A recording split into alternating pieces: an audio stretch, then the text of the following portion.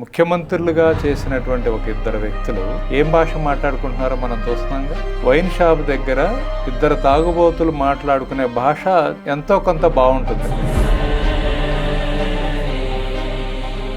మన దేశంలో ప్రత్యేకించి మన తెలుగు రాష్ట్రాల్లో ఇప్పుడు వ్యవసాయం పరిస్థితి ఎలా ఉంది? నాకు తెలిసినంత వరకు రైతు సంతోషంగా లేడు. పురుగు మందులు కొట్టడం వలన స్ప్రే చేసేటప్పుడు వచ్చిన ఎఫెక్ట్స్ వల్ల 2 లక్షల మంది రైతులు చచ్చిపోతారు.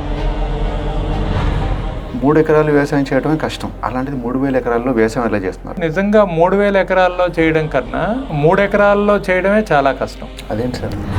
భూమి ఫర్టిలిటీ పోయిన తర్వాత సిటీల్లో ఫర్టిలిటీ సెంటర్స్ పెరిగినాయి. నిజంగా మన పిల్లలు ఇక్కడ నుంచి కొన్ని లక్షల మంది వెళ్ళి ఏం చేస్తున్నారండి, అమెరికా వెళ్ళి వాష్రూమ్స్ కడుగుతున్నారు. తెల్లవారులేసి ట్రంప్ ఏం ఆలోచిస్తాడో అని వీళ్ళకి ఈ రోజు నిద్రపోకుండా గడుపుతున్నారు. గవర్నమెంట్ రైతు బంధు ఇస్తుంది, పిఎం కిసాన్ వస్తుంది, అన్నీ వస్తున్నాయి. అయినా సరే రైతులు అప్పులు ఎందుకు చేస్తున్నారు?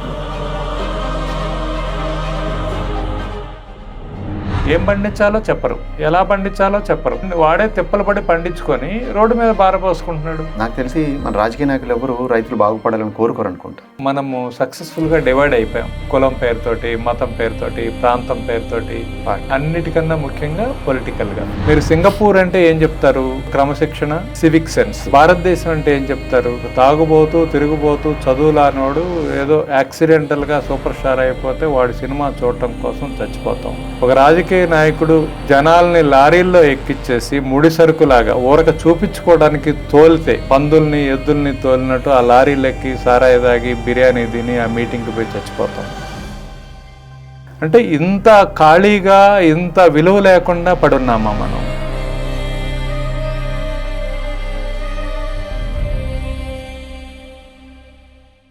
మన దేశంలో కెమికల్ ఫార్మింగ్ పెరిగినప్పటి నుంచి సాయిల్ ఫర్టిలిటీ తగ్గింది. మట్టి ఫర్టిలిటీ తగ్గుతున్న కొద్దీ మనలో కూడా ఫర్టిలిటీ తగ్గింది. అందుకే కదా ఈ ఫర్టిలిటీ క్లినిక్స్ అన్ని. రైతు దేశానికి అన్నం పెడతాడు, దేశాన్ని పోషిస్తున్నాడు. ఇప్పుడు మన రైతులకి ఫ్రీ పవర్, సబ్సిడీలు, ఫ్రీ స్కీమ్స్ అన్నీ పెట్టినా కూడా రైతు బతుకు మాత్రం మారలేదు. ఒక రైతు ట్రాక్టర్ లోన్ తీసుకోవాలంటే ఇంట్రెస్ట్ రేట్ 10 to 20% ఉంటుందంట. కానీ అదే మనం కారు తీసుకోవాలంటే 7 to 8% లేదా 9%, అంతే కదా. ఇండియా వచ్చేసి కోడింగ్కి చాలా ఫేమస్ అనమాట. మనం కోడింగ్తో పాటు కౌడంగ్ కూడా ఎక్స్పోర్ట్ చేస్తాం, తెలుసా? కోడింగ్ ఎక్స్పోర్ట్ చేసే వాళ్ళ లైఫ్ చాలా బాగుంటుంది, కానీ కౌడంగ్ ఎక్స్పోర్ట్ చేసే వాళ్ళ లైఫ్ చాలా దుర్భరంగా ఉంటుంది. పేదరికం, అప్పులు. ఎందుకలా? ఈ పాడ్కాస్ట్ రైతుల గురించో అగ్రికల్చర్ గురించో కాదండి, మన వ్యవస్థని ప్రశ్నించే పాడ్కాస్ట్ ఇది. మన బ్రతుకులతో పాటు రైతుల బ్రతుకులు కూడా మారాలని ఉద్దేశంతో చేసిన పాడ్కాస్ట్ ఇది. ఈరోజు మన పాడ్కాస్ట్ గెస్ట్ మిస్టర్ శ్రీనివాసరావు గారు. ఈజ్ ద ఫౌండర్ ఆఫ్ ఇన్ఏకర్స్ కంపెనీ. 3 ఎకరాలు వ్యవసాయం చేయడం చాలా కష్టం, అలాంటిది ఆయన 3,000 ఎకరాల్లో వ్యవసాయం చేస్తున్నారు. అది ఎట్లా ఏంటి అనేది చూడండి. ఈ పాడ్కాస్ట్ చాలా చాలా బాగుందండి, మీకు నచ్చుద్ది, మొత్తం చూడండి. ఇంకోటి, పాడ్కాస్ట్ నచ్చితే సబ్స్క్రైబ్ చేసుకోండి. చాలా మంది చూస్తున్నారు కానీ సబ్స్క్రైబ్ చేసుకోవట్లేదు. మీ ఫ్రెండ్స్ అండ్ ఫ్యామిలీకి కూడా షేర్ చేయండి. Thank you. నమస్తే శ్రీనివాసరావు గారు. నమస్తే అండి హరీష్ గారు. బాగున్నారా సార్? బాగున్నా అండి. సార్, మీరేంటంటే ఈ కాలం యూత్కి, పెద్దవాళ్ళకు కూడా ఇష్టం లేని వృత్తిలో ఉన్నారు, వ్యవసాయం. మీరు అందరినీ ఎంకరేజ్ చేస్తూ ఉంటారు, వ్యవసాయం చేయండి, తిరిగి రండి, వ్యవసాయానికి రండి అంటారు. సార్, వ్యవసాయం చేస్తే ఫస్ట్ ఆఫ్ ఆల్ పిల్లనివ్వరు సార్ మగవాళ్ళకి. ఆ తర్వాత వ్యవసాయంలోనే, ఆ ఇండస్ట్రీలోనే సూసైడ్ రేట్స్ ఎక్కువ ఉన్నాయి కదా సార్. పైగా వాళ్ళకే కష్టాలు ఎక్కువ, ఇన్కమ్స్ తక్కువ. అలాంటిది మీరు అందరినీ ఎందుకు ఎంకరేజ్ చేస్తున్నారు? తిరిగి వ్యవసాయం చేసుకుందాం రండి అని ఎందుకు పిలుస్తున్నారు? వెరీ గుడ్ అండి, మంచి ప్రశ్న. వ్యవసాయం అనేది ఏంటంటే అండి, ఎవరైనా ఎటువంటి ప్రొఫెషన్లో ఉన్నా ఆహారం తీసుకోవాలి. ఇవాళ మన దేశంలో చూసుకుంటే 135 కోట్ల మందిని ఫీడ్ చేయాలి మనం. మనకున్న ల్యాండ్ సైజ్ చూసుకుంటే 45 కోట్ల ఎకరాలు. అంటే ప్రతి 3 మనుషులు 1 ఎకరంలో 1 సంవత్సరం పాటు పండే పంటని సపోర్ట్ చేయగలిగితేనే ముందు మనం బతుకుంటాం. అంతే. So there is a huge space అండి. ఫ్యూచర్ అంతా గ్రీన్ ఎకానమీ, ఫ్యూచర్ అంతా సేఫ్ అండ్ హెల్దీ ఫుడ్. ఇవాళ మనం చూస్తున్నాము, వ్యవసాయం బాగలేదు, ఫుడ్ బాగలేదని ప్రోడక్ట్గానో కెమికలైజ్డ్ ఇవో తీసుకున్న వాళ్ళ పరిస్థితి ఏదో చూస్తున్నాం. భూమిని చెడగొట్టి ఫర్టిలిటీ పోగొట్టుకున్న వాళ్ళ పరిస్థితి చూస్తున్నాం. భూమి ఫర్టిలిటీ పోయిన తర్వాత మీరు గమనిస్తే, భూమి ఫర్టిలిటీ పోయిన తర్వాత సిటీల్లో ఫర్టిలిటీ సెంటర్స్ పెరిగినాయి. అంటే ఒకప్పుడు చక్కగా న్యాచురల్గా వ్యవసాయం చేసుకునేటప్పుడు మీ తాతగారికి 4 పిల్లలు, 4-5 పిల్లలు ఉండేవాళ్ళు. కొంతమందికి 10 డజన్ మంది కూడా. అట్లీస్ట్ 4-5 అయితే కామన్. మీ నాన్నగారి టైంలో 2-3 ఉండేవాళ్ళు, 3-4. ఇప్పుడు ఈ టైంలో ఏదో మామూలుగా మేకప్ సెంటర్కి వెళ్ళినట్టు లేకపోతే ఎక్కడికి వెళ్ళినట్టుగా ఫర్టిలిటీ సెంటర్కి వెళ్ళడం అనేది చాలా కామన్ అయిపోయింది. అంటే మీరు అల్టిమేట్గా ఏది ఇంపార్టెంట్ మీకు? వ్యవసాయం. మీ ఆహారం కదా, మీ ఆరోగ్యం దేని మీద ఉంది? మీ ఆహారం మీద కదా. మీ ఆహారం ఎక్కడి నుంచి వస్తుంది? భూమి నుంచి వస్తుంది. సో ఈ మానవ జాతి అంతా ఆరోగ్యంగా ఆనందంగా బతకాలి అంటే వ్యవసాయం అనేది ఫండమెంటల్ రిక్వైర్మెంట్ అండి, బేసిక్ నీడ్ అది. అందుకని ఇంతమంది బతకాలి, ఆరోగ్యంగా బతకాలి, వాళ్ళందరికీ వాళ్ళ పిల్లల్నే వాళ్ళు పెంచుకోవాలంటే మీరు ఫర్టిలిటీ సెంటర్లో ఎవరి పిల్లల్ని తెచ్చుకుంటున్నారు? ఎవరు చూస్తున్నారు? స్కామ్లన్నీ చూస్తున్నాం. అందుకని మీరు ఆరోగ్యంగా ఉండి కాస్త చక్కగా సంసారం చేసుకొని కాస్త పిల్లల్ని కానీ వాళ్ళందరూ చక్కటి ఆరోగ్యంతో ఉండాలి అనుకుంటే వాళ్ళందరికీ మంచి ఆహారం ఇవ్వాలంటే ఆ మంచి ఆహారం మంచి వ్యవసాయం ద్వారానే వస్తుంది. అందుకని ఫ్యూచర్ అంతా అగ్రికల్చరేనండి. మంచి మాట చెప్పారు సార్. సాయిల్లో ఫర్టిలిటీ తగ్గింది కాబట్టి ఫర్టిలిటీ సెంటర్ సిటీలో ఎక్కువ పెరిగిపోయాయని చెప్పేసి సార్ ఒప్పుకుందాం. మీరేమంటున్నారు? ఫ్యూచర్ అంతా వ్యవసాయం అంటున్నారు. కానీ ఎవరు ఇష్టపడలేదు కదా, యూత్ కానీ. అంతేందుకు సార్, మనకే తెలంగాణ ఆంధ్రప్రదేశ్ గురించి మాట్లాడితే మనకు వ్యవసాయ కూలీలు కూడా మన వాళ్ళు లేరు. ఎక్కడో బీహార్, యూపీ, వెస్ట్ బెంగాల్ నుంచి వచ్చిన వాళ్ళే. అదేంటి అంత మైగ్రేషన్ అంత సిటీ వైపు వచ్చేస్తుంది కదా సార్? అంటే మనం టైటిల్లో డిఫరెన్స్ ఉందండి. నేను ఒక 2 కంపెనీలను చూస్తాను, ఒక ప్రైవేట్ కంపెనీ, ఒక గవర్నమెంట్ కంపెనీ. అడ్వర్టైజ్మెంట్ చెప్తాను మీకు. ఏజెంట్లు కావాలను అని గవర్నమెంట్ కంపెనీ అడ్వర్టైజ్మెంట్ చేసింది, ఎవరు అప్లై చేయాల. We're seeking for life advisers అని ప్రైవేట్ కంపెనీ అడ్వర్టైజ్ చేసింది. బోల్డ్ అంతమంది అప్లై చేశారు. అంటే ఈ ఏజెంట్నే వాడు లైఫ్ అడ్వైజర్స్ అంటున్నాడు. నువ్వు అడ్వైజ్ చేయడం ద్వారా వాడి జీవితం బాగుపడుతుంది కాబట్టి నువ్వు ఆ వృత్తిలో ఉన్నావురా బాబు, నువ్వు అంత గొప్పడు అని చెప్తున్నాడు. కానీ వ్యవసాయంలో మనం ఏం చెప్తున్నాం? లేబర్ అంటున్నాం, ఏదో అగ్రికల్చర్ ఫార్మర్ అంటున్నాం. అంటే ఆ టైటిల్ నచ్చట్లా. నిజంగా మన పిల్లలు ఇక్కడ నుంచి కొన్ని లక్షల మంది వెళ్ళి ఏం చేస్తున్నారండి? అమెరికా వెళ్ళి వాష్రూమ్స్ కడుగుతున్నారు. అమెరికాలో తెల్లవారులేసి ట్రంప్ ఏం ఆలోచిస్తాడో అని వీళ్ళకి ఈరోజు నిద్రపోకుండా గడుపుతున్నారు. ఒక్క సంతకం పెడితే వీళ్ళ జీవితాలు తల్లకిందులైపోతాయి. వీళ్ళ ఈఎంఐలు పెట్టుకోలేక దివాళా తీసిపోతారు. వీళ్ళకున్న ఈఎంఐ బతుకులు, అప్పుల బతుకులు అంతా గందరగోళం అయిపోతాయి. ఆ ప్రపంచం అంతా, మిథ్యా ప్రపంచం అంతా కూలిపోద్ది. అదే నువ్వు భూమి మీద నిలబడితే అక్కడి నుంచి అయితే కింద పడవు కదా. సో ఇక్కడ చాలా స్పేస్ ఉంది. దాన్ని ఒక గౌరవమైన వృత్తిగా మీరు, మేము, ప్రభుత్వాలు, ప్రజలు, చదువుకున్న వాళ్ళు, యూనివర్సిటీలు అందరూ కలిసి ఇదొక డిపెండబుల్ అండ్ డిగ్నిఫైడ్ ప్రొఫెషన్ని అది గుర్తించాలి. అలా తీసుకొచ్చినప్పుడు డెఫినెట్గా చాలా బాగుంటుంది. వస్తుంది అంటారా సార్? ఇంకెంత టైం పట్టచ్చు? ఖచ్చితంగా రావాలండి. ఇప్పటికే ఆ ఫేజ్ చూస్తున్నాం. ఇప్పటికీ చాలామంది ఏం చేస్తున్నారు, ఒక ఎంప్లాయ్ ఉన్నాడు, వాడు ఒక 20 ఏళ్ళో 30 ఏళ్ళో కష్టపడి 1 ఎకరం పొలం కొనుక్కుంటున్నాడు. వాడికి ఉద్యోగం ఉంది కదా అని వాడికి ఆడపిల్లని ఇస్తున్నారు.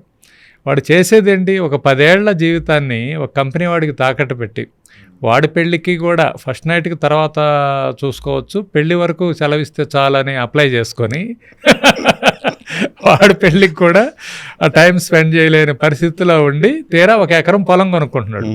ఆల్రెడీ వాడు 1 ఎకరం 2 ఎకరాల పొలం ఉన్నవాడికి పిల్లనిస్తే వాళ్ళిద్దరు హాయిగా వ్యవసాయం చేసుకొని వాళ్ళు మంచి తిండి తిని వాళ్ళకు మనవడో మనవరాల్లో ఇస్తారు నీకు.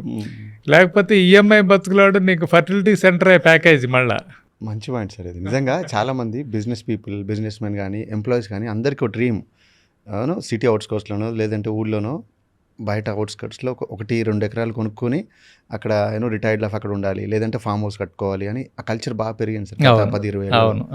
సో మీరు అన్నట్టుగా అదే రైతు కుటుంబానికి ఇస్తే 4 ఎకరాలు 2 ఎకరాలు వచ్చేస్తుంది అన్నట్టుగా దాంతోపాటు అది ఎవ్రీబడీస్ విజువలైజేషన్ వచ్చిందండి. ఎవరైతే ఇప్పుడు ఉన్నటువంటి సోకాల్డ్ అర్బనైజ్డ్ పీపుల్ వ్యవసాయం అంటే ఇష్టం లేదు, వ్యవసాయం చేయట్లేదు, వ్యవసాయం రావట్లేదు అనుకున్న దానిలో మీరు ట్రెండ్స్ గమనిస్తే ఫామ్ టూరిజం పెరిగింది.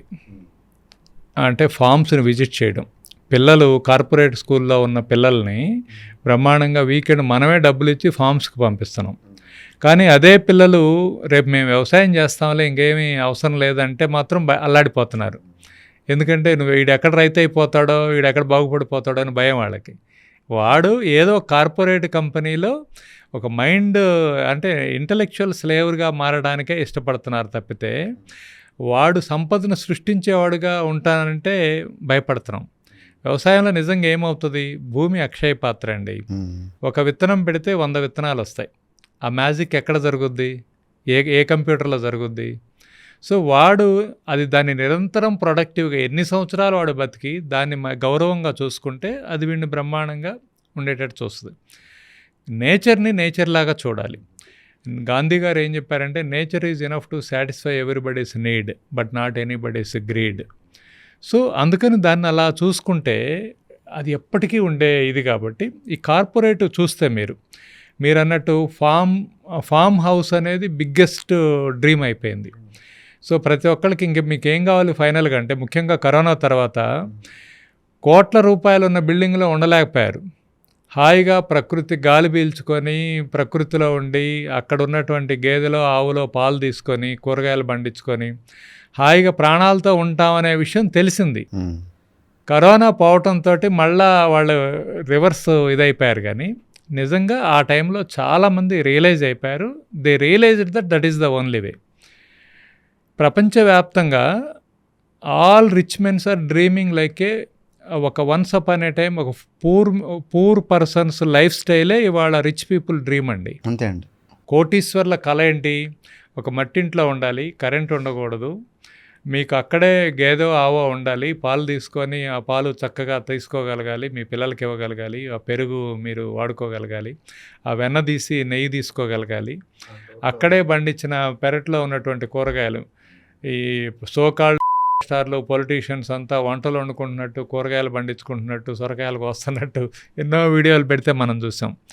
సో నక్షత్రాలు కనపడతా హాయిగా ప్రకృతిలో ఉన్నటువంటి మ్యూజిక్ లాంటి ఒక శబ్దాలన్నింటిని ఆస్వాదిస్తా, మంచి ఎయిరు, మంచి ఫుడ్, మంచి క్వాలిటీ, మంచి సన్ రైజు, ఇదే బెస్ట్ అనేది రియలైజ్ అయిపోయారు. సో కాకపోతే సోషల్ ఫియర్ ఒకటి ఉంటుంది, ఏమనుకుంటారో అనే భయంతో చూస్తున్నారు. కానీ ఇప్పటికిప్పుడు నేను మీకు ఛాలెంజ్ చేసి చెప్తున్నా, గవర్నమెంట్లు కనుక ఈఎంఐలు రద్దు చేస్తున్నాం అని అనౌన్స్ చేయమనండి, అందరూ పరిగెత్తుకుంటూ పల్లెటూర్లకు పోయి వ్యవసాయం చేసుకొని బతుకుతారు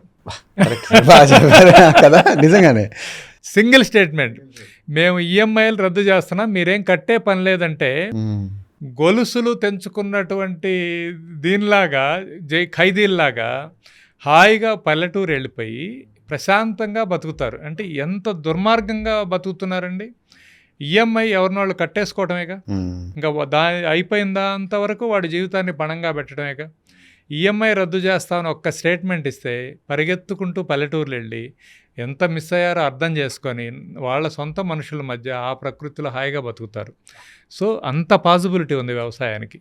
శ్రీనివాసరావు గారు, వ్యవసాయం చాలా కష్టం సార్. కానీ మీరు 3000 ఎకరాలు వ్యవసాయం చేస్తున్నారు, మీ కంపెనీ ఇన్ఎకర్స్. 3 ఎకరాలు వ్యవసాయం చేయడమే కష్టం. అలాంటిది 3000 ఎకరాల్లో వ్యవసాయం ఎలా చేస్తున్నారు?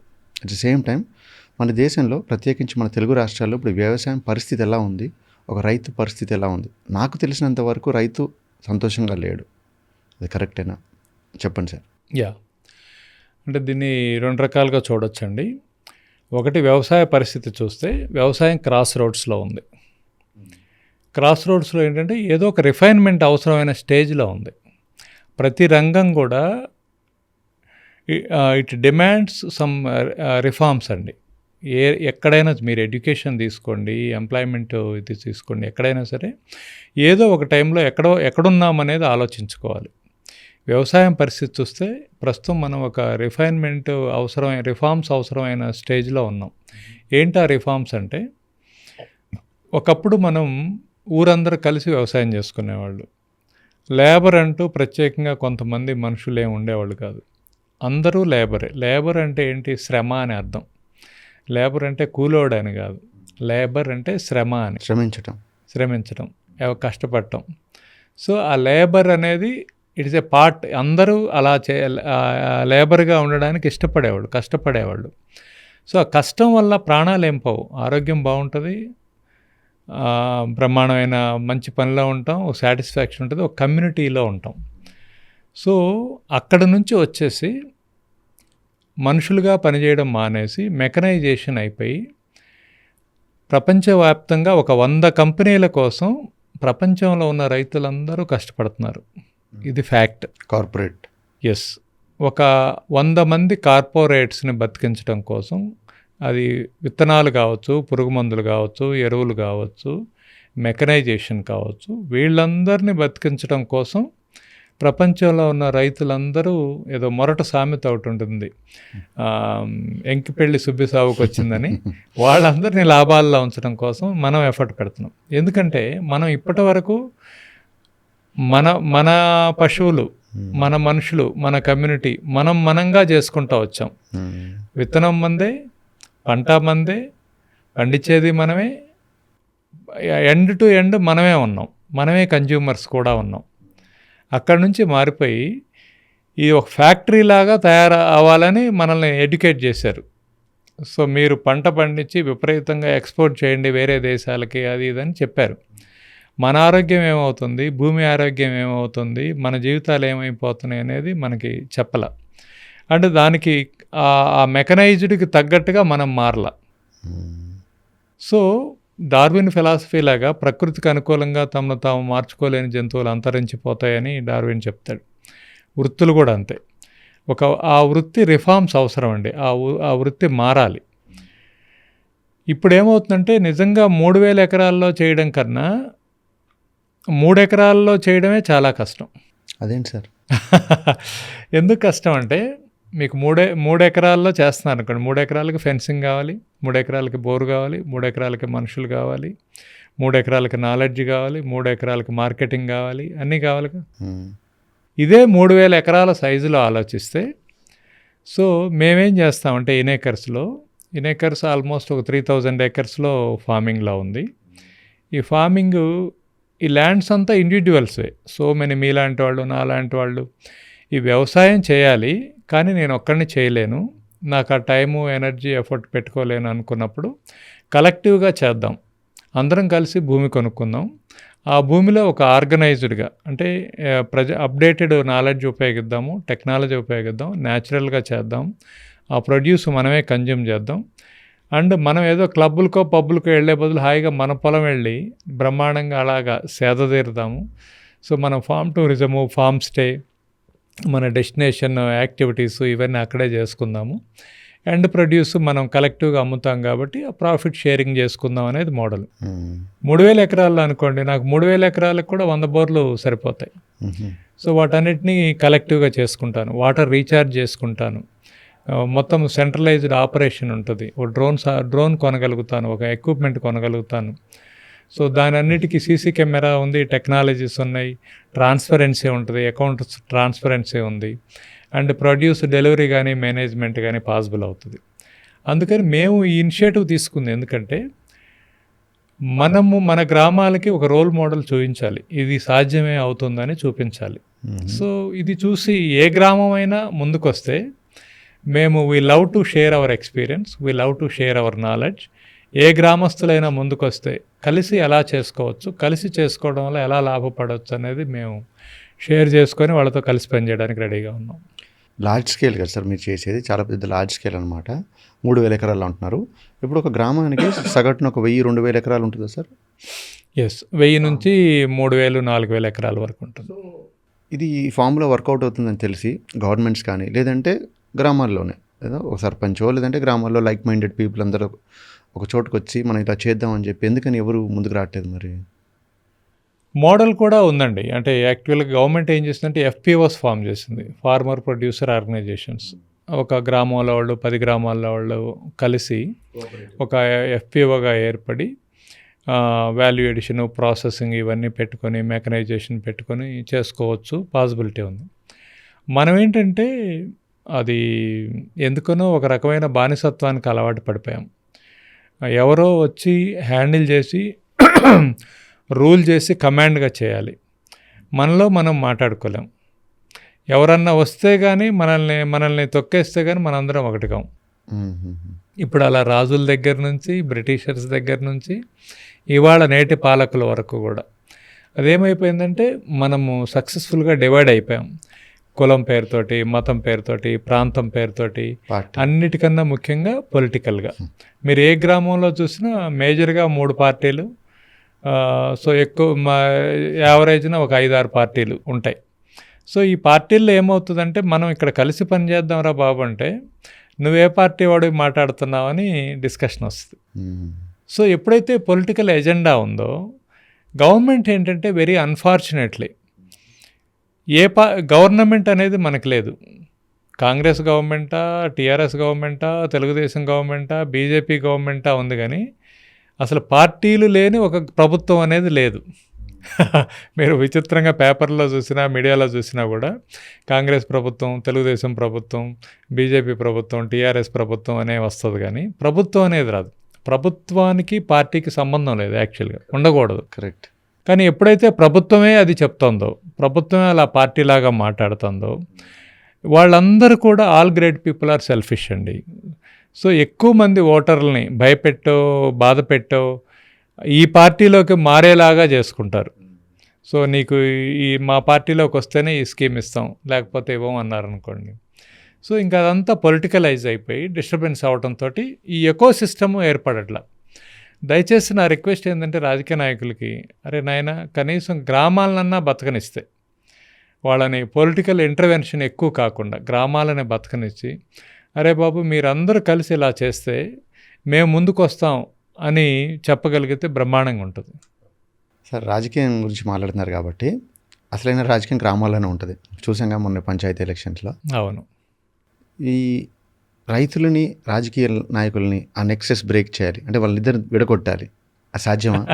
ఎందుకంటే రాజకీయం అంతా అక్కడే ఉంటుంది అనిపిస్తుంది సార్. ఇంకోటి ఏంటంటే నాకు తెలిసి మన రాజకీయ నాయకులు ఎవరు రైతులు బాగుపడాలని కోరుకోరు అనుకుంటా. కోరుకొని ఉండుంటే ఈ 78 సంవత్సరాలు సార్ మనకి స్వాతంత్రం వచ్చి రైతులు ఎప్పుడో బాగుపడేవాళ్ళు కదా.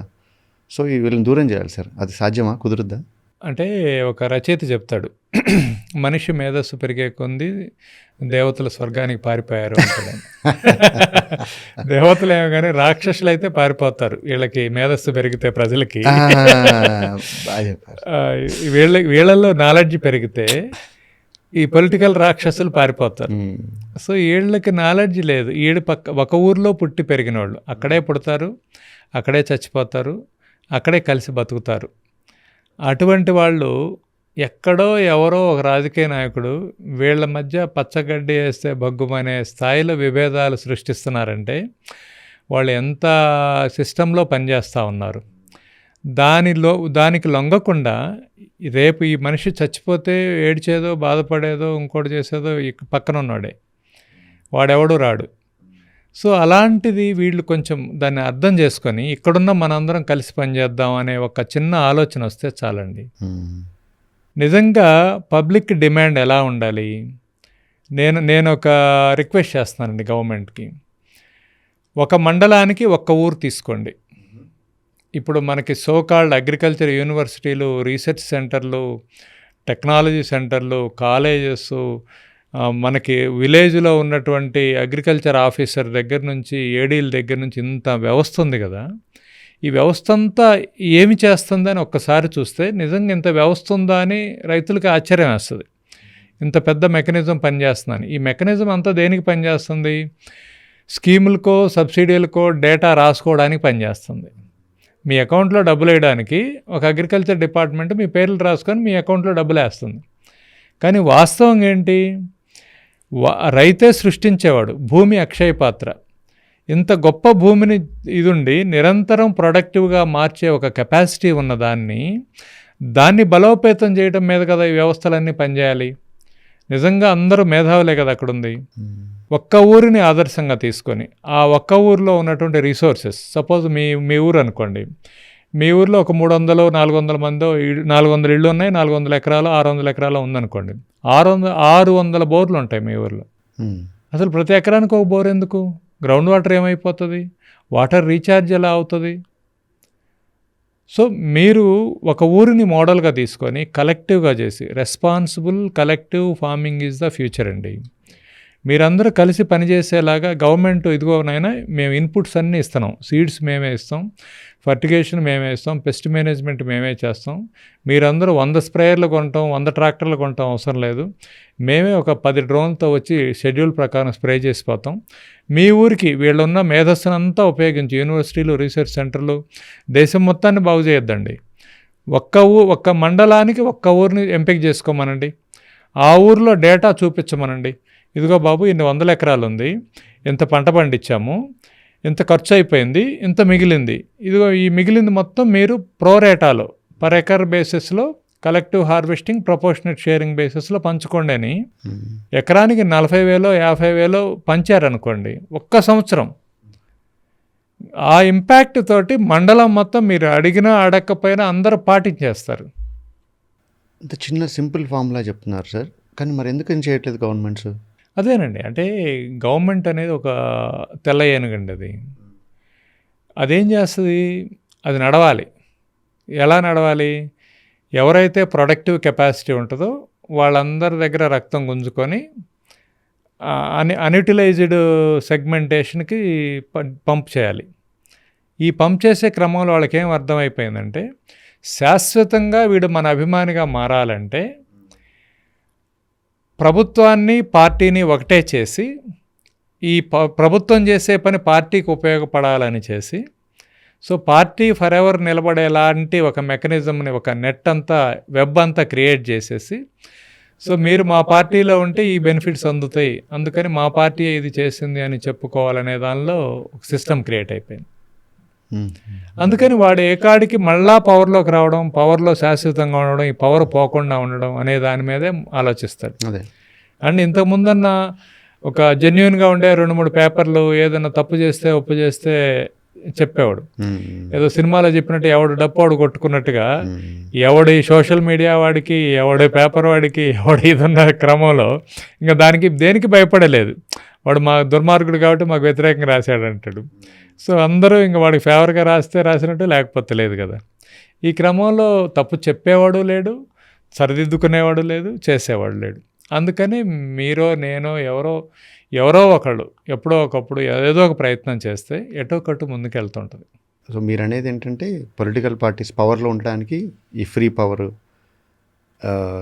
ఫ్రీ సబ్సిడీలు ఇంకా ఇవన్నీ ఇస్తున్నారంటారా? అంటే అది అవసరం లేదండి. అంటే ఇప్పుడు మీరు పిల్లాడిని స్కూల్కి పంపించాలి, బాగా చదువుకోవాలి, మీరేం చేస్తున్నారు, స్కూల్కి పోతే చాక్లెట్ ఇస్తానని చెబుతున్నారు, లేకపోతే బాగా చదువుకు మార్కులు వస్తే ఏదో కొనిపెడతానని చెబుతున్నారు. వాడు బాగుపడటానికి, వాడి కెపాసిటీ బిల్డ్ చేయడానికి మీరు స్కాములు చేస్తున్నారు. నిజంగా చేయాల్సిందేంటి, వాడికి ఎడ్యుకేషన్ వల్ల ఇంపార్టెన్స్ని తెలియచేయాలి, ఎడ్యుకేషన్ని అర్థం చేసుకోవడం తెలియజేయాలి, వీడి కెపాసిటీని బట్టి వాడు ఏం చక్కగా ఎంజాయ్ చేయగలడో అది నేర్పించాలి. అది కదా. ఇవాళ మన రైతు ఉన్నాడు, మన రైతుకి నిజంగా ఏం కావాలి, రైతు వ్యవసాయం చేయడానికి రెడీగా ఉన్నాడు, విపరీతమైన కష్టపడుతున్నాడు, కమల్ హాసన్ యాక్షన్ చేస్తున్నాడు రైతు. మామూలుగా కంపెనీలేమో రజనీకాంత్ యాక్షన్లు చేస్తున్నాయి, సిగరెట్ నోట్లో వేసుకుంటే సినిమాలు హిట్ అయిపోతున్నాయి. వాడు రకరకాల పేర్లతోటి పురుగు మందులు గందరగోళం ఏదేదో చేస్తున్నారు, హ్యాపీగా వాళ్ళు ఉంటున్నారు. కానీ వీళ్ళు పురుగులు చచ్చిపోతున్నారో లేదో కానీ రైతులు చచ్చిపోతున్నారు. పురుగు మందులు కొట్టడం వలన ప్రతి సంవత్సరం 2 లక్షల మంది రైతులు స్ప్రే చేసేటప్పుడు వచ్చిన ఎఫెక్ట్స్ వల్ల 2 లక్షల మంది రైతులు చచ్చిపోతారు. కనీసం ఒక 20 లక్షల మంది రైతులు వాటి ఇంపాక్ట్స్ తోటి రోగాల బారిన పడిపోతారు ప్రతి సంవత్సరం. కంపెనీ వాడు బాగానే ఉన్నాడు, బ్రహ్మాండంగా, వాడు ఆర్గానిక్ ఫుడ్ తింటా కూర్చుంటాడు, కానీ వీడు పాడైపోతాడు. సో ఈ సిస్టంలో ఏంటంటే మనము అగ్రికల్చర్ ఇన్స్టిట్యూషన్స్ కానీ, స్కూల్స్ కానీ, గవర్నమెంట్స్ కానీ ఎవరు రైతుకి నువ్వు ఇది చేయాలిరా బాబు అని చెప్పడంలా. ఎవరైనా ఇది నువ్వు చేస్తే ఒక టార్గెట్ ఉండి ఒక ప్రాసెస్ ఉంటే చేస్తారండి. ఏది లేకుండా నువ్వు చేసుకో, నువ్వు చెయ్యి అని అంటే ఎలా చేస్తాడు? ఏం పండించాలో చెప్పరు, ఎలా పండించాలో చెప్పరు, పండించింది ఏం చేయాలో చెప్పరు. వాడే తిప్పలు పడి పండించుకొని రోడ్డు మీద బారపోసుకుంటున్నాడు, ఏడుస్తున్నాడు. పంట పండినాక సంవత్సరం పాటు కష్టపడి పంట పండినాక ఏడుస్తున్నాడు. అప్పుల బారిన పడుతున్నాడు. సో దీనికి ఎవరిని నిందించి ఉపయోగం లేదు. కాబట్టి మనమే తెలివిగా మారాలి, మనమే ఒక యూనైట్ కావాలి. అంటే need is the mother of invention అని ఇవాళ ఆ అవసరం ఉంది. ఎందుకంటే అగ్రికల్చర్ సెక్టార్ మాత్రమే ఈ దేశానికి ఆహారాన్ని ఇవ్వగలదు, ఆహారం మాత్రమే ఆరోగ్యాన్ని ఇవ్వగలదు, అగ్రికల్చర్ మాత్రమే ఎంప్లాయ్మెంట్ని ఇవ్వగలదు, అగ్రికల్చర్ మాత్రమే మెంటల్ పీస్ ఉన్నటువంటి జాబ్ హోల్డింగ్ ఇవ్వగలదు, ఫిజికల్ యాక్టివిటీ ఉన్న జాబ్ హోల్డింగ్ ఇవ్వగలదు. కుటుంబం అంతా భార్య భర్త పిల్లలు ఒక చోట పనిచేసే అవకాశం కానీ, కుటుంబం అంతా నవ్వుకుంటా పనిచేసే అవకాశం కానీ, కుటుంబం అంతా సహజమైన ఆహారం తీసుకునే అవకాశం కానీ, కుటుంబం అంతా ఆనందంగా ఉండే అవకాశం కానీ ఇంకొక వృత్తిలో లేదండి. అందుకనే ఆల్వేస్ వ్యవసాయం గురించి అంత బాగా నేను మాట్లాడుతూ ఉంటాను. That is the one and only profession. ఇంకా రైతు విషయానికి వస్తే రైతుకి ఎప్పుడు అప్పులే. గవర్నమెంట్ రైతు బంధు ఇస్తుంది, పిఎం కిసాన్ వస్తుంది, అన్నీ వస్తున్నాయి, సబ్సిడీలు ఉంటున్నాయి. అయినా సరే రైతులు అప్పులు ఎందుకు చేస్తున్నారు మరి? రైతు బంధు అనేది చూస్తానండి, మీరు ఒక చిన్న డేటా చూద్దరు కానీ, రైతు బంధు తీసుకునే వాళ్ళలో 90% చాలా కంఫర్ట్గా రైతు బంధు అవసరం లేని రైతులు, అంటే 10 ఎకరాల పైన బ్రహ్మాండమైన ల్యాండ్ లార్డ్స్, కంఫర్ట్గా ఉంది. అండ్ వాళ్ళు వ్యవసాయంలో లేరు అసలు. వాళ్ళు పొలంలో దిగి కాలికి మట్టి పూసుకొని వ్యవసాయం చేసే దానిలో లేరు. కౌలుకి ఇచ్చేసి ఎవరో చేస్తుంటారు, అకౌంట్లోకి డబ్బులు వస్తుంటాయి, మళ్ళా కౌలు వస్తుంటుంది. నిజంగా రైతు బంధు టైంకి ఉపయోగించుకునే వాళ్ళు ఒక 10% ఉన్నారు. నిజంగా అది అవసరమే, మంచిదే. కానీ దానిని మించింది ఏంటంటే చేపలు పట్టడం నేర్పాలి కానీ చేపలు ఇవ్వకూడదు కదా. ఎంతకాలం అని చేస్తారు? నిజంగానే అదే పొలంలో నువ్వు 15,000 రూపాయలు ఎకరానికి ఇస్తున్నావు అనుకుందాం, ఆ 15,000 రూపాయల ప్రొడక్టివిటీ వస్తుందనే కాన్ఫిడెన్స్ గవర్నమెంట్కి కూడా ఉంది కదా. దానికి అకౌంటబిలిటీ ఉండాలి కదా. Whose money that is? ఆ 15,000 ఎవరిది? పబ్లిక్దే కదా. సో రికవరీ మెకానిజం కూడా ఉండాలి కదా. రికవరీ ఇన్ ద సెన్స్ ఎవరికో రావాల్సిన అవసరం లేదు, కనీసం ఆ రైతుకు రావాలి కదా. ఆ రైతుకు రావాలంటే నువ్వు 15,000 ఇస్తే సరిపోద్దా? ఆయన ఏ పంట వేస్తున్నాడు, ఎంత వేస్తున్నాడు, ఆ పంటకు డిమాండ్ ఉందా లేదా, సో ఎటువంటి విత్తనాలు వాడుతున్నాడు, ఎటువంటి పురుగు మందులు వాడుతున్నాడు, అవి ఎక్కడ కొంటున్నాడు, ఈ పంట ఎక్కడ అమ్ముకుంటున్నాడు, ఇది కదా ఓవరాల్గా ఉండాల్సింది. నువ్వు నిజంగా ఆ గైడ్ చేస్తే నీ 15,000 నువ్వు కూడా మళ్ళీ బ్యాక్ తీసుకోవచ్చు. ప్రభుత్వం ఇనిషియల్గా నువ్వే పెట్టుబడి పెట్టి దాన్ని ప్రాఫిటబుల్గా అయ్యేలాగా నువ్వే గైడ్ చేసి ఆ 15,000 కూడా తీసుకొని మళ్ళీ కావాలంటే వచ్చే సంవత్సరం ఇవ్వచ్చు. అంతేగాని డబ్బు వెళ్తుంది, ఆ రంగము మారట్లేదు. ఇప్పుడు ఫ్రీ పవర్ ఇస్తున్నాము, ఫ్రీ పవర్ అనేది ఓకే, ఇట్స్ గుడ్ అనుకుందాం. కానీ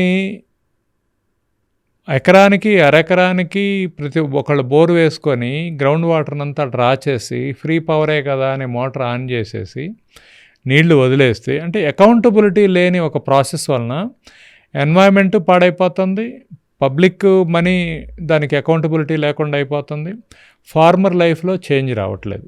నేను చదివాను సార్, అదే తెలంగాణలో ఎక్కడైతే ఫ్రీ పవర్ ఎక్కువ ఉందో, అంటే స్టేట్స్లో తెలంగాణ, ఆంధ్రప్రదేశ్లో ఉందండి. వాటర్ టేబుల్ తెలంగాణలో 10-15 ఏళ్ళు తగ్గిందండి. మీకు ఫ్రీ పవర్ వచ్చిన తర్వాత వాటర్ టేబుల్ పడిపోయింది. అండ్ మన బంగారం గొప్ప తెలంగాణ మంది, అద్భుతమైన వాతావరణం. ఇలాంటి వాతావరణం దేశంలో చాలా రాష్ట్రాల్లో లేదు. ప్రపంచంలో ఇండియా గొప్ప ట్రాపికల్ ప్యారడైజ్ అయితే ఇండియాలో కూడా తెలంగాణకు ఉన్నటువంటి అద్భుతమైన వెదర్ ప్యాటర్న్ ఇంకో చోట లేదు. ఇక్కడ మనము శాండీ సాయిల్స్ ఎక్కువ ఉంటాయి, డెక్కన్ ప్లాట్యూ అనేది, కొంత స్టోన్స్ ఇలా ఉంటాయి, హార్టికల్చర్ చాలా బాగుంటుంది.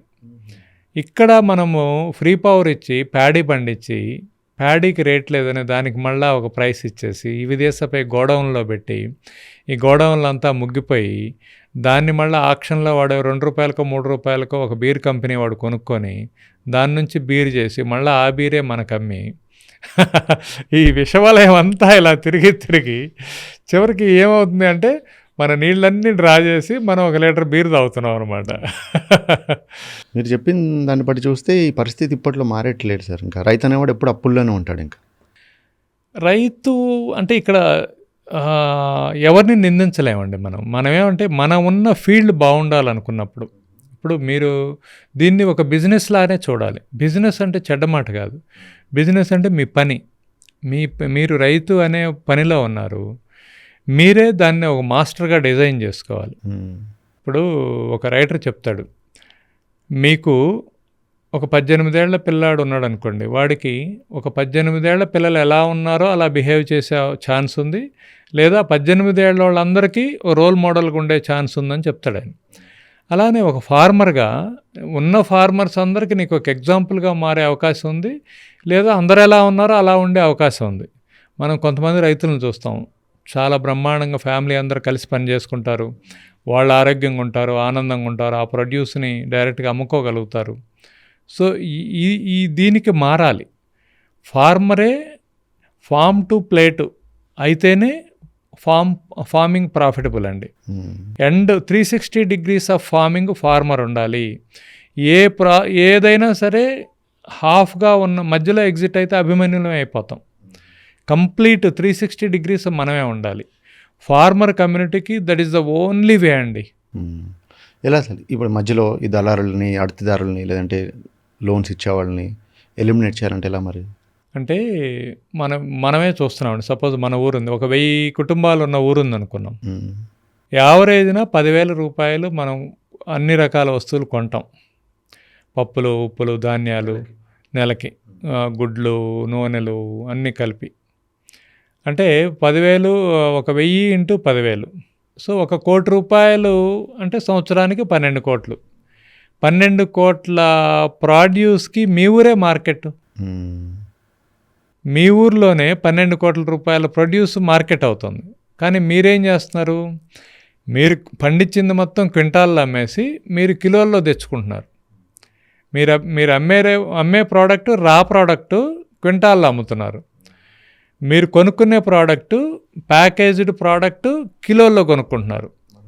2 రకాలుగా లాస్ అవుతున్నారు. మేము ఒక చిన్న రైస్ మిల్లు మీరే పెట్టుకోవచ్చు, ఒక చిన్న కారపు మిల్లు మీరే పెట్టుకోవచ్చు, మినువులు వీటన్నిటిని తయారు మిల్లు మీరే పెట్టుకోవచ్చు. ముందు మన ఊరికి కావాల్సిన సేఫ్ అండ్ హెల్దీ ఫుడ్ మనం పండించుకొని మనం ఆరోగ్యంగా ఉండి ఆ డబ్బులు మన ఊరిలో రైతులకే మిగిలితే, మిగిలిన పంటని మనం మన బ్రాండ్ తోటి మన దగ్గరలో ఉన్న హైవే మీద మీ ఊరు పేరుతోటి ఒక స్టోర్ పెట్టుకొని పలానా ఊరు పంట అని పెట్టుకున్నారనుకోండి, ఎవడో కాఫీయో టీయో అమ్మడానికి 100,000 ఫ్రాంచైజీలు పెట్టి రోడ్ల మీద పెట్టి అమ్ముతున్నారండి.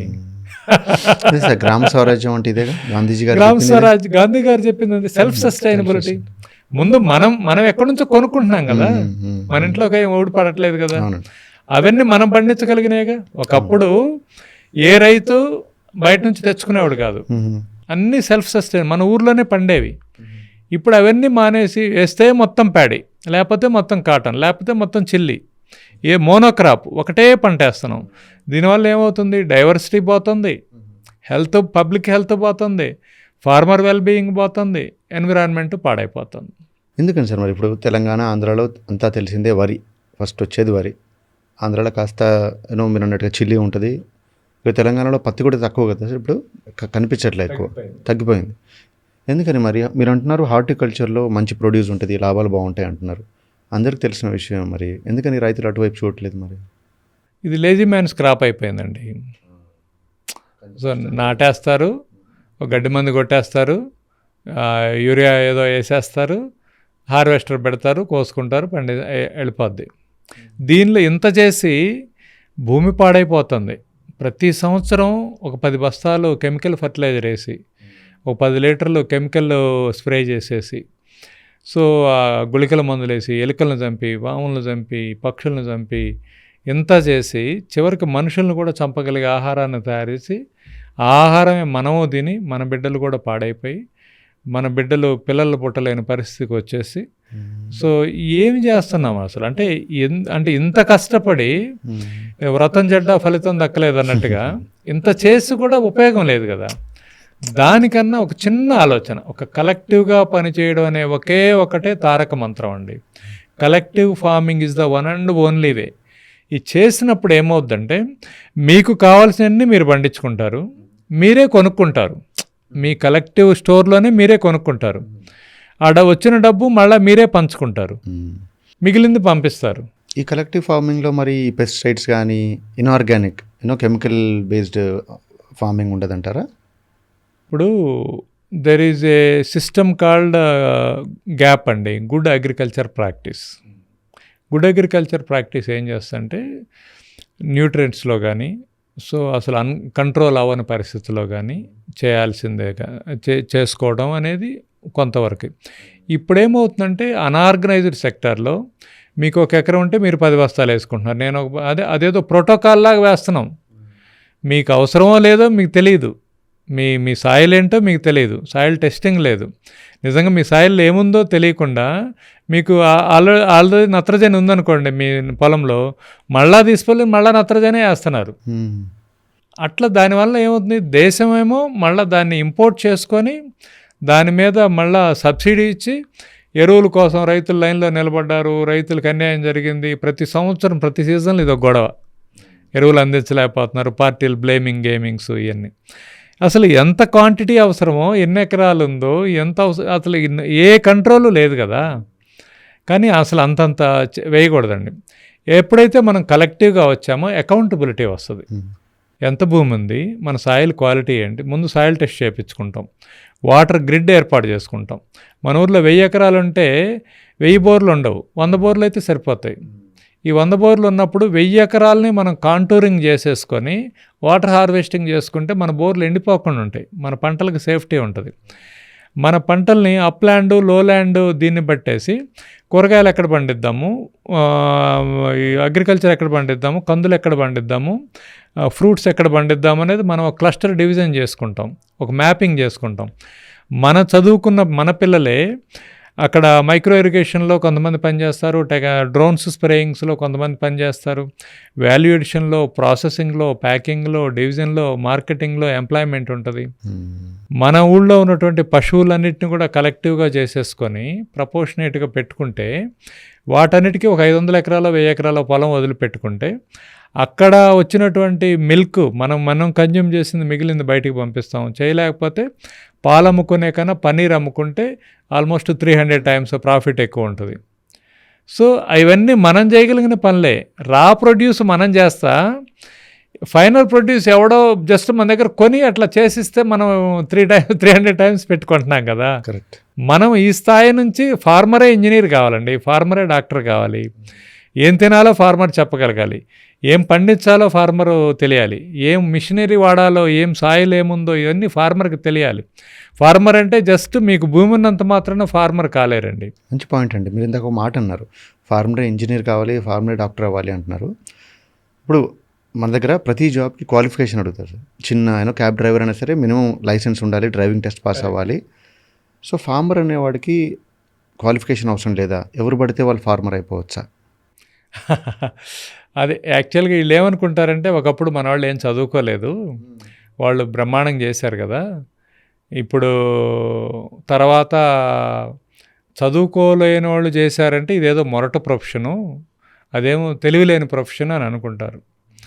ప్రపంచానికి తెలియాల్సింది ఏంటంటే చదువు వేరు, జ్ఞానం వేరు. మన రైతులందరికీ జ్ఞానం ఉండేది, ఎంత గొప్ప ఉండేది ఎంత గొప్ప జ్ఞానం అంటే ఋతువులేంటి, కాలాలేంటి, కార్తెలేంటి, ఏ కార్తెలో ఏమి పనులు చేయాలి, వాళ్ళకు ఒక బ్రహ్మాండమైన ఫామ్ క్యాలెండర్ ఉండేది. ఫామ్ క్యాలెండర్ మీకు వ్యవసాయ పంచాంగం చెప్తారు. వ్యవసాయ పంచాంగం ఏంటి? It is a farm calendar.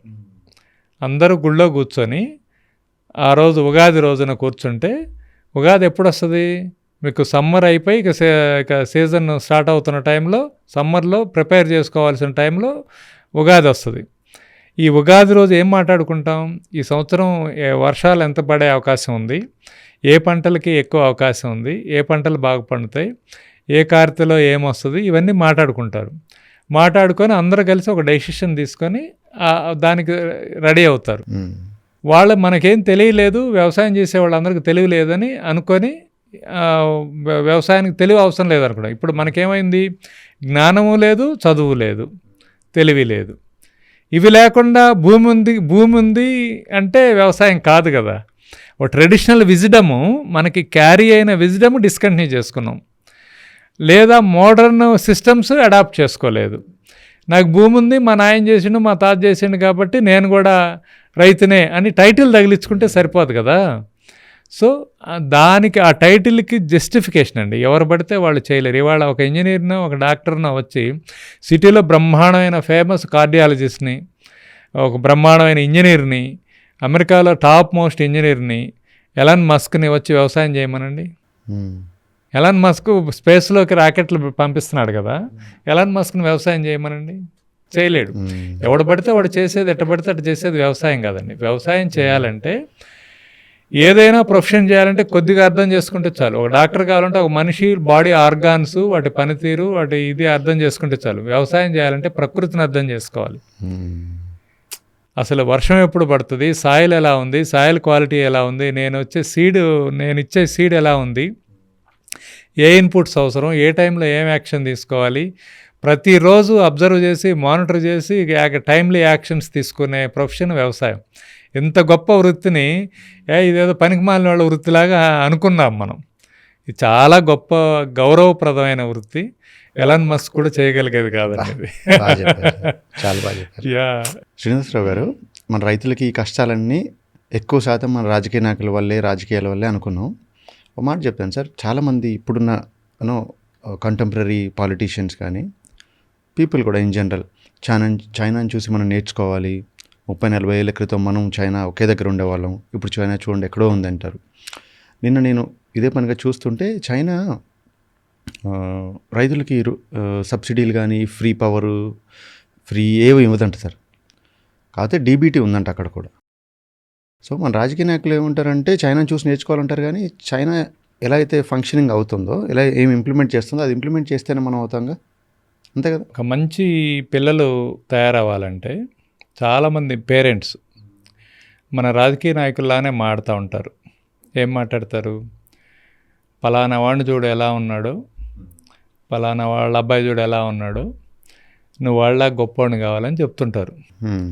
పిల్లలకి వెరీ ఇమ్మీడియట్ రోల్ మోడల్ పేరెంట్సే. ఈ పేరెంట్స్ ఎవరినో ఎగ్జాంపుల్గా చూపిస్తున్నారంటే వీళ్ళు ఎగ్జాంపుల్స్గా పనికిరారనేగా. నిజమైన పేరెంట్ ఏం చెప్పాలి, ఎస్ నన్ను చూడమ్మా, నా జీవితాన్ని చూడమ్మా, నా క్రమశిక్షణ, నా డిసిప్లిను, నా ఎఫర్టు, నా ఇన్ఫర్మేషన్ గ్యాదరింగు, ఇవన్నీ నేను ఇలా ఉన్నాను కదా, నేను వన్ ఆఫ్ ద రిసోర్స్ నీకు అని చెప్పగలిగే ధైర్యం ఎంతమంది పేరెంట్స్కి ఉంది.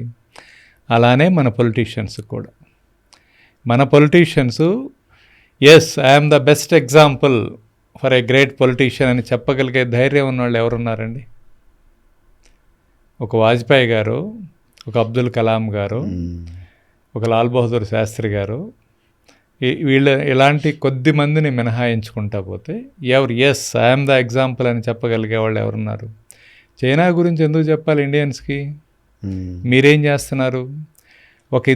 ఒక ముఖ్యమంత్రులుగా చేసినటువంటి ఒక ఇద్దరు వ్యక్తులు ఏం భాష మాట్లాడుకుంటున్నారో మనం చూస్తున్నాంగా. వైన్ షాప్ దగ్గర ఇద్దరు తాగుబోతులు మాట్లాడుకునే భాష ఎంతో కొంత బాగుంటుంది, మెరుగ్గా ఉంటుంది, వినబుద్ధి అవుద్ది. వీళ్ళ కంటెంట్, వీళ్ళ బూతులు, వీళ్ళ అసభ్య పదాలు, వీళ్ళ ద్వేషం, అంటే all Indians are great, my brothers and sisters అని ప్రామిస్ చేసుకొని స్కూల్లో చదువుకున్న మనం ముఖ్యమంత్రులుగా చేసిన ఇద్దరు వ్యక్తులు మాట్లాడుకుంటే, మీరు ఆంధ్రప్రదేశ్లో కావచ్చు, తెలంగాణలో కావచ్చు, జగన్మోహన్ రెడ్డి గారు, చంద్రబాబు నాయుడు గారు మాట్లాడుకునే భాష ఒకళ్ళ గురించి ఒకళ్ళు ఎలా ఉంటుంది, రేవంత్ రెడ్డి గారు, చంద్రశేఖరరావు గారు ఒకళ్ళ గురించి ఒకళ్ళు మాట్లాడుకునే భాష ఎలా ఉంటుంది? అంటే అవసరం ఆ భాష? అసలు ఏం చెప్తున్నాం, ఏం ఎగ్జాంపుల్ సెట్ చేస్తున్నాం? సరే ఎవరో ఒకళ్ళు చెడ్డవాళ్ళు అనుకోండి, ఒకళ్ళు మంచివాళ్ళుగా ఉండే హక్కు ఉంది, అవకాశం ఉందిగా. అంటే ఈ పొలిటీషియన్స్ ఏం చేయొచ్చు అంటేనండి, ఒక పాలసీ చేస్తున్నారనుకోండి, మహారాజుల్లాగా ఆలోచిస్తున్నారు. నాకు కల వచ్చింది, నేను ఇలా అనుకున్నాను, నువ్వెవడో అనుకోవడానికి, ఎవడో నువ్వు, హూ ఆర్ యూ? ఈ డెమోక్రటిక్ కంట్రీలో సో నీకు ఆ పొజిషన్ ఇచ్చారు, అక్కడ కూర్చొని నువ్వు చాలా బాధ్యతగా ఉండాలి. బాధ్యత అంటే ఏంటి? నా ఇష్టం, నేను చేశాను. పాత రోజుల్లో రాజులు ఏమంటే మీకు అబ్బాయి పుట్టాడంటే తీసుకోపోరా బాబా నా గొలుసు విసిరేసేవాడు. మనం ఏదో ఆ సీటు గెలిచామాగా, ఇప్పుడు ఒక ఎమ్మెల్యే సీటు గెలిచామనగానే ఇదిగో దేశపు అని ఒకడికి ఇచ్చేయడం ఏంటది? అసలు నువ్వెవరు? ఏం చేయాలి యాక్చువల్గా? ఒక మంచి పొలిటీషియన్ అయితే ఏం చేయొచ్చు అంటే, ఇవాళకి కూడా ప్రభుత్వాలకు సలహా ఏంటంటే, ప్రభుత్వంలో ఉన్నవాళ్ళు ఏదైనా ఒక నిర్ణయం తీసుకుంటున్నప్పుడు ఆల్ పార్టీ మీటింగ్ పెట్టి లైవ్గా పెట్టి, అరే బాబు ఏ నిర్ణయం తీసుకోలేదు, నిర్ణయం తీసుకోవాల్సిన సబ్జెక్ట్ ఇది, అందరం కూర్చొని మాట్లాడదాం, ఇది ఒక రైతులకు సంబంధించిన సబ్జెక్టు, రైతు ఉత్పాదక పెరగాలి, రైతు జీవితాలు బాగుపడాలి, రైతులు ఇబ్బందులు పడకూడదు, ఎరువుల కోసం లైన్లో నిలబడకూడదు, ఎరువుల కోసం కొట్టించుకోకూడదు, ధాన్యం అమ్ముకోలేక రోడ్ల మీద పారబోయకూడదు, అప్పులైపోయి ఆత్మహత్యలు చేసుకోకూడదు, పురుగు మందులు దాకా చచ్చిపోకూడదు, ఏ పంట వేయాలో తెలియక ఇబ్బంది పడకూడదు, రైతు బంధు లాంటి స్కీమ్లు వస్తున్నాయి కాబట్టి ఏం చేయకుండా బీళ్లు పెట్టకూడదు, ఉచిత కరెంట్ వస్తుంది కాబట్టి బోర్లు ఆన్ చేసి నీళ్లు వృధా చేయకూడదు.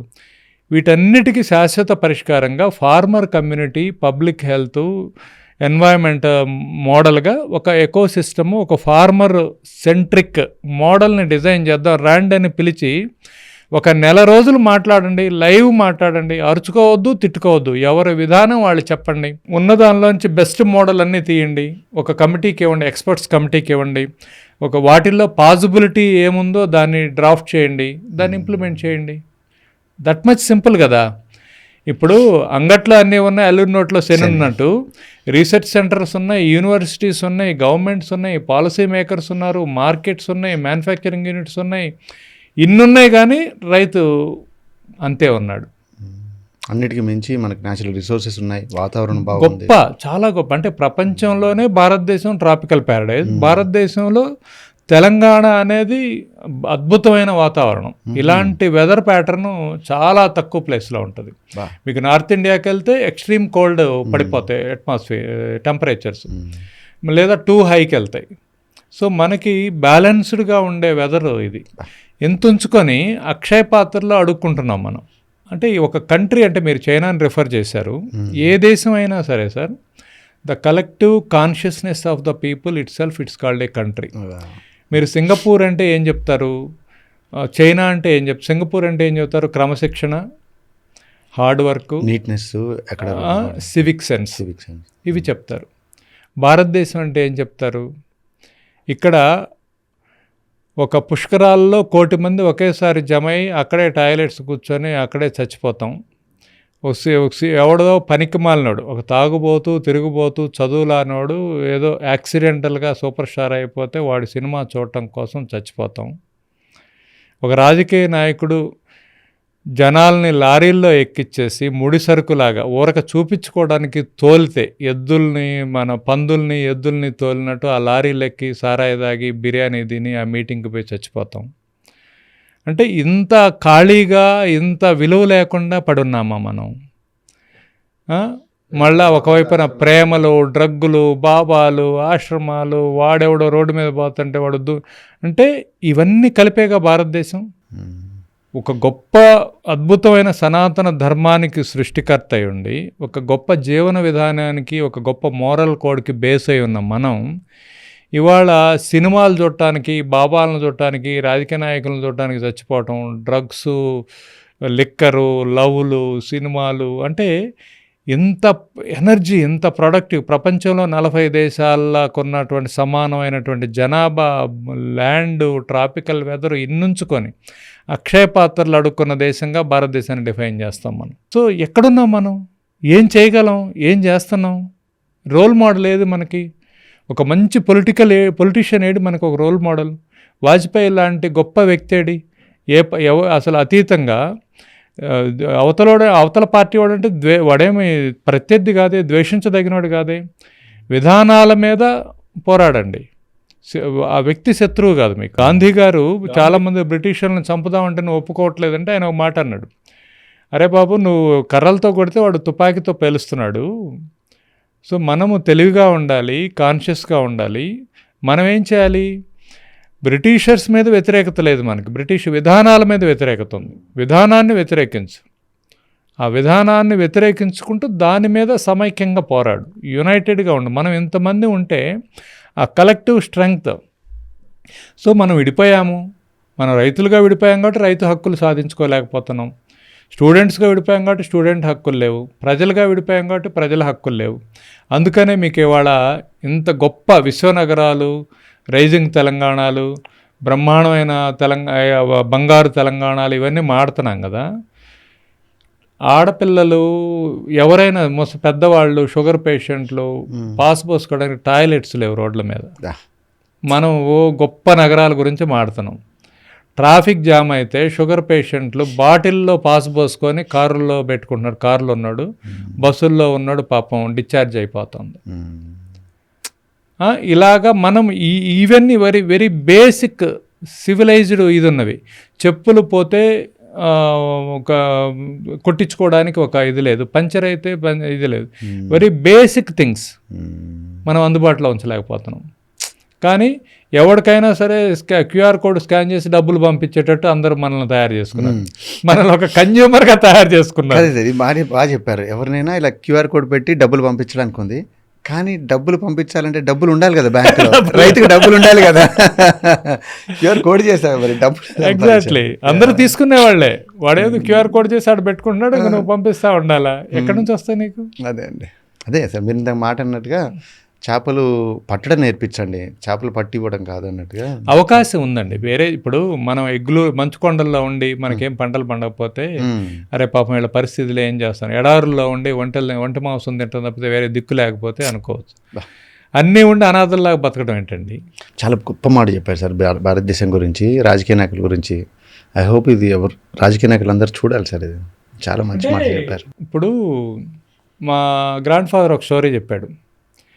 ఒక ఆయన రాజుగారి బట్టలు ఉతుకుతున్నాడంట రోజు. అరే పాపం ఆయన నా బట్టలు ఉతుకుతున్నాడు, తన బాగా ఉతుకుతున్నాడు, ఇతన్ని బాగా సర్ప్రైజ్ చేద్దామని చెప్పేసి వాళ్ళ ఇంటికి పట్టుబట్టలు పంపించి వాడు పట్టుబట్టలు తొడుక్కొని రమ్మని తీసుకొచ్చి సింహాసనం మీద కూర్చోబెట్టి, ఏమయ్యా నువ్వే రాజు ఇవాళ, సో నువ్వేం చెప్తే అది చేస్తామని చెప్పారంట. ఆయన ఏమన్నాడంటే వెంటనే ఇట్లా అంతా చూసి, ఈ కోటలో ఉన్న బట్టలని నేను ఒక్కడనే ఉతుకుతానన్నాడు. ఇది కనకపు శునకం అంటే కనకపు సింహాసనం శునకం కూర్చోబెట్టి అదే లాంటిది అంతే కదా. ఇవాళ అంటే ఒక ముఖ్యమంత్రి స్థానంలో కూర్చున్న వాళ్ళు ఏం ఆలోచిస్తున్నారు? నేను అవతలని జైల్లో వేపిస్తా, వాడి తాట తీస్తా, వాడిని అరెస్ట్ చేపిస్తా, వాడు దొంగ, వాడు లంజా, వాడు దగులుబాజీ, ఆ భాషే దారుణమైన భాషలు పెట్టి ఒకరిని జైల్లో వేయటానికో ఇంకో దానికో ముఖ్యమంత్రి కావడం ఎందుకు? ఒక రైతు జీవితాల్లో గొప్ప మార్పు తీసుకురాగలిగే ఒక దీని మీద కూర్చోబెట్టు. ఇప్పుడు నువ్వు ముఖ్యమంత్రి అనేది పార్టీకి సంబంధం లేదు, ప్రజాస్వామ్యబద్ధంగా ఒక స్టేట్కి రిప్రజెంటేటివ్, ఒక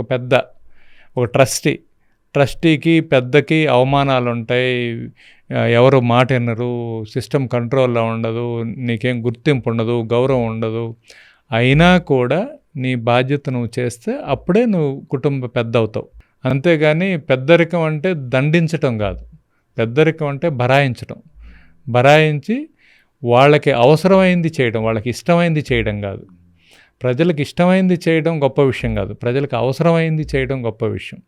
సింగపూర్ లాంటి చోట ఒక సిస్టమ్ను బిల్డ్ చేసి వదిలేశారు, ఇంకా అది ఎన్నాళ్ళున్నా ఎక్కడికి పోదు అది. ఇవాళ మనం సివిక్ సెన్స్ ఎక్కడ నేర్పుతున్నాం? ఇప్పుడు అగ్రికల్చర్ గురించి ఇంత మాట్లాడుతున్నామండి. ఒక చిన్న పని చెబుతా మీకు. మన పిల్లలు ఇవాళ మీరు ఏ స్కూల్కైనా ఒక సర్వే, నేను పందెం కాస్తాను, ఒక స్కూల్కి వెళ్ళండి, మీరు ఏమి కూరగాయలు తింటున్నారు అని అడగండి వాళ్ళు. ఫస్ట్ ఆఫ్ ఆల్ కూరగాయలు అంటే తెలియదు వాళ్ళకి. సో వెజిటబుల్స్ అంటే ఏదో కొన్నిటిని గుర్తుపడతారు. సో ఏమి తింటున్నారు అంటే ఆలుగడ్డ, బంగాళదుంప, పొటాటో తప్పితే వాళ్ళు బీరకాయలు, పొట్లకాయలు, సొరకాయలు, టమాటాలు, దోసకాయలు ఇవేవీ తెలియదు వాళ్ళకి. ఇంత డైవర్సిఫైడ్ ఫుడ్ ఉంచుకొని ఇదంతా ఎక్స్పోర్ట్ చేస్తున్నాం మనం. వేరే దేశం వాడు ఎవడో చక్కగా వాటన్నిటితో సలాడ్ చేసుకొని తిని ఆరోగ్యంగా ఉంటున్నాడు. మనం వీటన్నిటిని వదిలేసేసి చికెన్ బిర్యానీ లేకపోతే బంగాళదుంప కూర ఇది తిని చచ్చిపోతున్నాం. అంటే ఆహారానికి ఆరోగ్యానికి అంత కనెక్ట్ ఉంది. ప్లస్ నీకు చైల్డ్హుడ్ నుంచి దాని మీద అవగాహన లేకపోతే, ఇప్పుడు 130 కోట్ల మంది ప్రజలు కూరగాయలు తినకపోతే కూరగాయలు ఏం కావాలి? మార్కెట్. మనమే ప్రపంచంలో పెద్ద మార్కెట్. అందరూ కన్జ్యూమ్ చేస్తే ఆరోగ్యంగా ఉంటారు, ఫార్మరు బాగుంటారు. సో హెల్త్కి అగ్రికల్చర్కి డైరెక్ట్ లింక్ ఉంది. ఇందాక పదం వాడారు సార్, ఎక్స్పోర్ట్ అనగానే నాకు ఇది గుర్తొచ్చింది. రైస్ మనం బిగ్గెస్ట్ రైస్ ఎక్స్పోర్టర్స్ ఇండియా. అలాగే మీరు అన్నట్టుగా కూరగాయలు పళ్ళు ఎన్నో ఎక్స్పోర్ట్ చేస్తున్నాం. మళ్ళీ అది చివరికి వచ్చేసరికి రైతే పేదవాడు. మళ్ళీ ఎక్స్పోర్ట్ చేసినప్పుడు వాల్యూ ఎక్కువ ఉండాలి, డాలర్స్లో రావాలి, ఏంలో రావాలి, రియల్స్లో రావాలి. అదే విషయం మళ్ళీ కదా సార్. మళ్ళీ ఎందుకలా? అదేనండి, అదేమవుతుందంటే ఒకటేమో ఎంటర్ప్రెన్యూర్గా ఆలోచించే ఇది మనం నేర్పట్ల. ఫార్మింగ్ అనగానే ఏదో ఇక భూమి ఉంది, ఆయన ఏదో చదువు లేదు, ఏదో చెప్పినట్టు ఉంటాడు, ఏదో డబ్బులు వేస్తే మన పార్టీలో ఉంటాడు అనేది తప్పితే ఫార్మింగ్ అనేది ఎంత గొప్పగా చేయాలనే నాలెడ్జ్ ఇవ్వట్ల మనం. ఎందుకంటే ఒకప్పుడు నాలెడ్జ్ ఉంది మనకి, మధ్యలో లేదు, ఇప్పుడు అవసరం లేదనుకుంటున్నాం. ఇప్పుడు మీరు చూస్తే చాలామంది కొత్తగా వచ్చి మేము యూట్యూబ్లో చూసి మేము ఫార్మింగ్ చేస్తామని బయలుదేరారు. సో మీకు యూట్యూబ్లో చూడడం మొదలు పెడితే బోల్డ్ కంటెంట్ వస్తుంది, అదంతా నాలెడ్జ్ అనుకుంటారు. So knowledge is the new cholesterol అని. నీకు ప్రాక్టికాలిటీ లేని ఇది ఇన్ఫర్మేషను అదంతా నీకు కొలెస్ట్రాల్. అది నీకు ఇంకా జబ్బు వస్తుంది. అంటే నువ్వు అంత కంటెంట్ని కన్జ్యూమ్ చేయలేవు కదా, అప్లికబిలిటీ లేని కంటెంట్ కదా అది. సో అలానే మీకు చాలా సోషల్ మీడియాస్లో కోట్లు సంపాదిస్తున్న సాఫ్ట్వేర్ ఇంజనీర్ అమెరికా నుంచి వచ్చి వ్యవసాయం చేసి లక్షల్లో, ఎకరానికి 2 లక్షలు సంపాదిస్తున్నాడు, చూస్తున్నాం, బాగా చూస్తున్నాం ఈ మధ్య. బ్రహ్మాండమైన థంబ్నెయిల్స్, అది నిజమేన అనుకుని చాలామంది ఇంకా బయలుదేరి పోయి 1 ఎకరంలో చేద్దామని చూస్తే రాదు కదా. అంటే అది నిజమా కాదో బేరీజ్ వేసుకోలేని స్థితిలో మన నాలెడ్జ్ ఉంటుంది. దాన్ని నాలెడ్జ్ అనాలా? నాలెడ్జ్ ఎప్పుడు వస్తుంది? నీకు అనుభవంతో వస్తుంది. ఇప్పుడు నీకు విజ్డమ్ రావాలి, ఇన్ఫర్మేషన్ నీకు వచ్చేది నాలెడ్జ్ కాదు. అది ఇన్ఫర్మేషను అదంతా నిజమైన కంటెంట్ కాదు, అది వాడి కంటెంట్. అది వాడికి ఇప్పుడు నీకు ఎకరానికి 2 లక్షలు వస్తాయో లేదో కానీ ఈ వీడియో చేసినందుకు వాడికి 2 లక్షలు వస్తాయి. సో అందుకని ఆ ఏది కరెక్ట్, ఏది అప్లికబుల్లో, ఏది కాదో తెలుసుకోవాలి, దాని బేస్డ్గానే మూవ్ అవ్వాలి.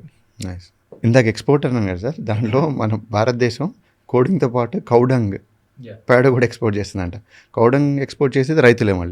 మళ్ళీ తీరా చూస్తే కౌడంగ్ చాలా కాస్ట్లీ అంట సార్. బయట దేశాల్లో చాలా డబ్బు పెట్టి తీసుకుంటున్నారంట, చైనా, అమెరికా, యూకే అంతా కూడా. తీరా చూస్తే మళ్ళీ అదే పరిస్థితి రైతులు. మళ్ళీ ఇంకా ఒక్కటండి, మనం అనుకున్నాం కదా 360 degrees ఉండాలని. మీరు ప్రొడ్యూసర్గా ఉంటే అవదు. Producer, processor, exporter, farm to plate farmer ఉండాలి. దట్స్ హౌ మీ ప్రొఫెషన్ 360 degreesలో ఉంటేనే మీకు ఫుల్ఫిల్మెంట్. వీళ్ళు అనుకుంటున్నారు కానీ ఇంతకుముందు మనము, ఇదేం కొత్త విషయం కాదు ఎక్స్పోర్ట్ అనేది, మనము స్పైసెస్ ఎక్స్పోర్ట్ చేసేవాళ్ళం 100 సంవత్సరాల కిందట. అందుకే యూకే వాళ్ళు, బ్రిటిష్ వాళ్ళు మన దగ్గరకు వచ్చారు. ఎగ్జాక్ట్లీ. సో అలాగా చాలా నీలిమందు, ఇండిగో పౌడర్ ఎక్స్పోర్ట్ చేసేవాళ్ళం, టొబాకో ఎక్స్పోర్ట్ చేసేవాళ్ళం. సో ఇవన్నీ మనకి ఎక్స్పోర్ట్ కొత్త విషయం కాదు. కాకపోతే ఫార్మరు ఇన్వాల్వ్ అవ్వాలి దానిలో, అప్పుడే తనకి బెనిఫిట్ ఎక్కడొస్తుంది? పండించడంలో బెనిఫిట్ లేదు, ప్రాసెసింగ్లో 100% యాడ్ అయితే ఎండ్ ప్రొడ్యూస్ కన్జ్యూమర్కి రీచ్ అయినప్పుడు ఇంకో 100% యాడ్ అయ్యి, అంటే 3 times కన్జ్యూమర్కి పండించేవాడికి మధ్యలో గ్యాప్ ఉంటుంది. ఇవాళ మీకు 100 రూపాయలు రైతుకు దొరికితే వినియోగదారుడికి 300 అవుతుంది. సో ఈ 300లో ఈ 100కి ఇంకొక 100 యాడ్ అయినా కూడా ఫార్మర్కి 200 అయితే డబుల్ ద ఇన్కమ్. మనం ప్రామిస్ చేస్తున్నాం కదా డబుల్ ద ఇన్కమ్ ఫార్మర్స్ కానీ. ఎలా వస్తుంది? ఫార్మర్ని అన్నిట్లో ఇన్వాల్వ్ చేస్తే వస్తుంది. ప్రాసెసింగ్లో, వాల్యూ ఎడిషన్లో ఫార్మరే చేయగలిగితే వస్తుంది.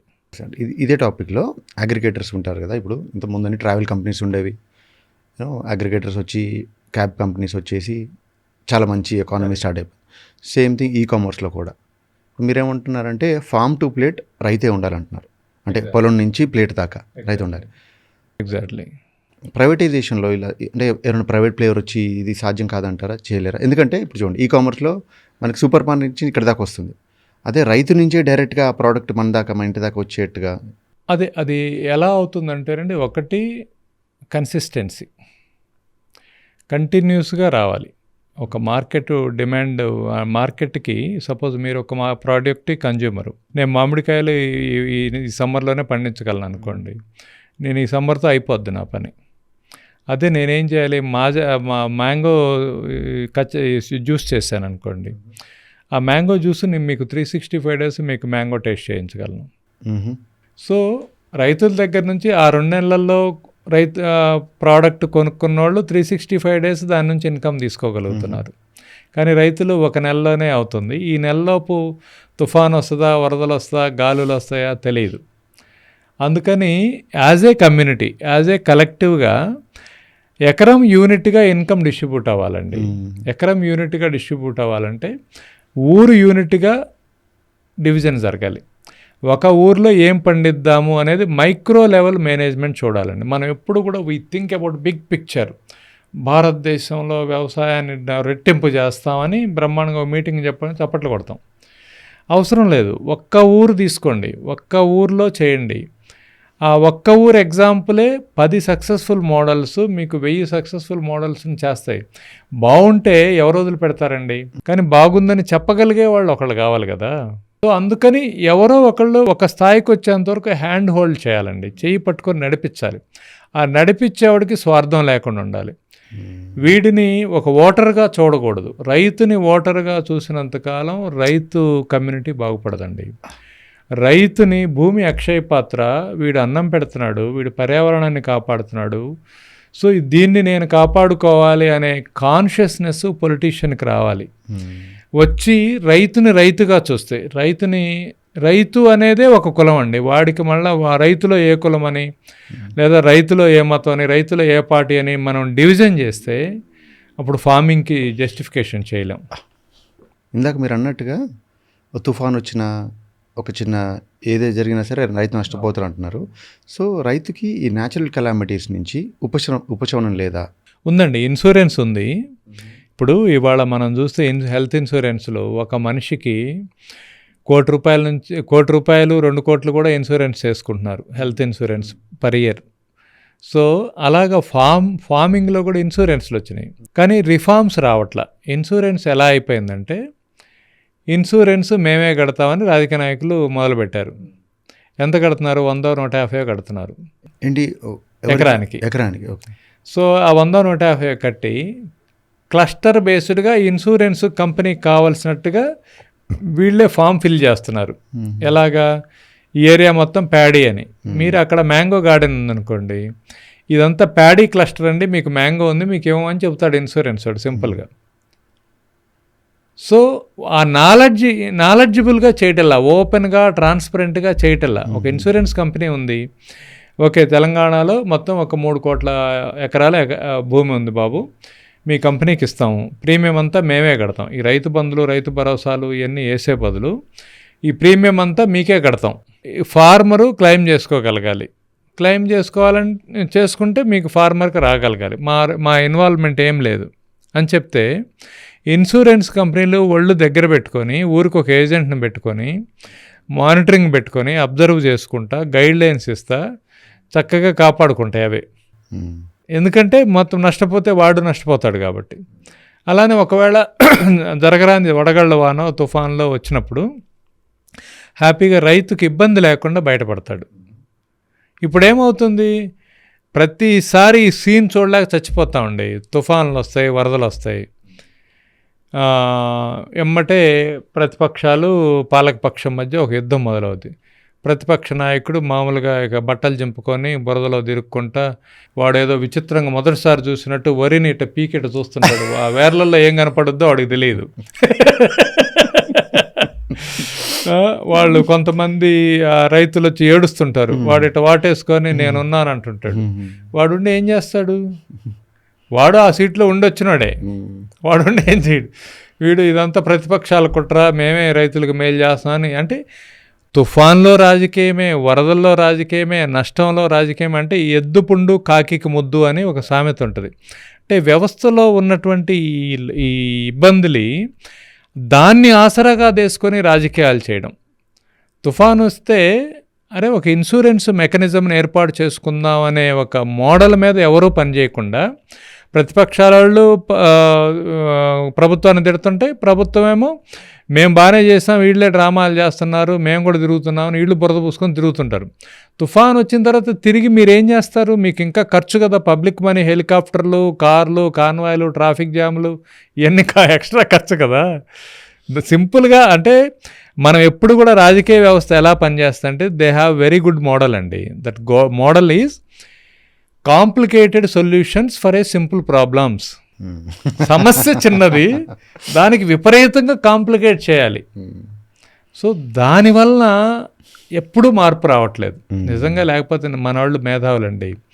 మీరు అన్నట్టు ఇవాళ ప్రపంచంలో కోడింగ్ అంతా మనమే పంపిస్తున్నాం, బ్రహ్మాండంగా టెక్ అంటే మనమే గుర్తొస్తున్నాం. కానీ మనము ఇక్కడ చిన్న చిన్న విషయాలు, ఇన్సూరెన్స్ లాంటివి ఇలాంటివి చేస్తే ఏమవుతుందంటే డిపెండెన్సీ పోతుంది. ప్రతిపక్షాలు తిరగడానికో పాలక పక్షాలు తిరగడానికో తిట్టుకోవడానికో ఒక ఎజెండా లేకుండా పోతుంది. దానంతటది వ్యవస్థ సేఫ్గా కూల్గా ఆటోమేటిక్గా నడవడం ఇష్టం ఉండదు వీళ్ళకి.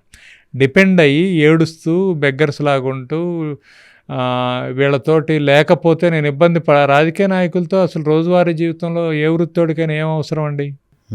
అది సహజంగా ఏదో లా అండ్ ఆర్డర్ చూసుకుంటా, ఒక గవర్నెన్స్ చూసుకుంటా, రోడ్లు వేసుకుంటా, వ్యవస్థ సిస్టమ్గా ఉండేటట్టు చూసుకోవాలి అంతే. ఇంకా అంతేగాని ప్రతి విభాగంలో వాళ్ళ మీద ఆధారపడేలాగా చేసుకొని ప్రతి ఒక్కరిని ఓటర్గా చూడడం వల్ల వచ్చిన సమస్యలు ఇవన్నీ. అందుకని మనం ఆ స్థాయి నుంచి మనం ఒక సివిక్ సెన్స్ తోటి మనం ఒక కమ్యూనిటీగా ఉంటే మనకు డిమాండ్ పెరుగుతుంది. ఫార్మర్ కమ్యూనిటీ, ఫార్మర్కి బార్గెనింగ్ కెపాసిటీ రావాలి. ఎస్, అరే బాబు మాకేమొద్దు, ఏ ఊర్లో అయినా రైతులను బాయ్కాట్ చేయమని మాకేమొద్దు, మా ఊరు ఇన్సూరెన్స్ కావాలని తన్నుకుంటే ఇన్సూరెన్స్ వస్తుంది. వీళ్ళు కూడా ఏంటంటే యాక్టివ్ ఫార్మర్స్, నిజమైన రైతులు. పొలం ఉన్నోడు వ్యవసాయం చేయట్లేడు, వ్యవసాయం చేసేవాడికి పొలం లేదు. అందుకని డబ్బులు వస్తే ఆ పొలం లేనివాడికి ఏం ఉపయోగం లేదు పాపం. పొలం వచ్చినోడికి వస్తే మంచిది, రాకపోయినా దండగలేదు. అలాగా అయిపోతుంది అనమాట. సోఫార్ ఇప్పటిదాకా కాన్వర్జేషన్లో నాకు అర్థమైంది ఏంటంటే టోటల్ సిస్టమ్ అంతా, వ్యవస్థ అంతా కరప్ట్ అయిపోయింది. రాజకీయ నాయకుల నుంచి రైతుల దాకా, మనుషులం కూడా మీరు అన్నట్టు సివిక్ సెన్స్ గురించి మాట్లాడు, జనరల్ పబ్లిక్ మాలాంటి వాళ్ళందరూ కూడా కరప్ట్ అయిపోయాం అంతే. ఊరికే పాపం తలా పిడికడని ఇది అందరికీ రైతు బాగలేకపోవడంలో అందరి పాత్ర ఉందండి. అంటే మనం బెంచ్ కార్లో వెళ్ళి చాలామంది సొంతల్లో ఎక్కడ కొంటుంటారు కూరగాయలంటే సస్తా అని అరుస్తుంటాడు ఒకడు. మామూలుగా తెలుగు హిందీ రానోడైతే ఇడేమో చచ్చిపోతాడు అనుకుంటాం, వాడు చీప్ అని అరుస్తున్నాడు అనమాట. వాడి దగ్గర పోయి కొంటుంటారు. మంచి ప్రోడక్ట్ అనేది లేదు కదా. బెంచ్ కార్ అంటే ఒకటి గుర్తొచ్చిందండి. నిన్న చూస్తుంటే రైతుకి ట్రాక్టర్ లోన్ తీసుకోవాలంటే ట్రాక్టర్ లోన్ 10 నుంచి 24% ఉందంట, 10 to 24%. అదే బెంచ్ కార్ కొనాలంటే 6%, 7%, 8% అంట లోన్ ఇంట్రెస్ట్ రేట్. అవును, అక్కడే అసలు నాకు అర్థం కాలేదు. దుర్మార్గం అండి. ఈవెన్ కంపెనీస్ కానీ గవర్నమెంట్ పాలసీ కానీ. అందుకని అప్పుడు ఇన్ఫ్రాస్ట్రక్చర్ ఏది కూడా ఊరికి చెందిందై ఉండాలండి. ఎఫ్పిఓస్ వస్తే అలాంటివన్నీ ఉపయోగపడతాయి. ఫార్మర్ ప్రొడ్యూసర్ ఆర్గనైజేషన్ వస్తే ఇన్ఫ్రాస్ట్రక్చర్ వ్యక్తిగతం కాకుండా కలెక్టివ్ ఇన్ఫ్రాస్ట్రక్చర్ అయినప్పుడు దాని యూటిలైజేషన్ కూడా పెరుగుద్ది. ఇండివిజువల్గా ఎవరికోళ్ళు కొనుక్కుంటే దాని తర్వాత ఏమవుతున్నాడు, ఈ ట్రాక్టర్ అతను మళ్ళీ వేరే రకంగా దాన్ని యూటిలైజ్ చేసుకోకపోతే అది మళ్ళీ ఈఎంఐస్ అది ఒక ఇష్యూ అయిపోతుంది. అదే ట్రాక్టర్ అనేది మీరు అన్నట్టుగా ట్రాక్టర్ అనేది ప్రొడ్యూసరే.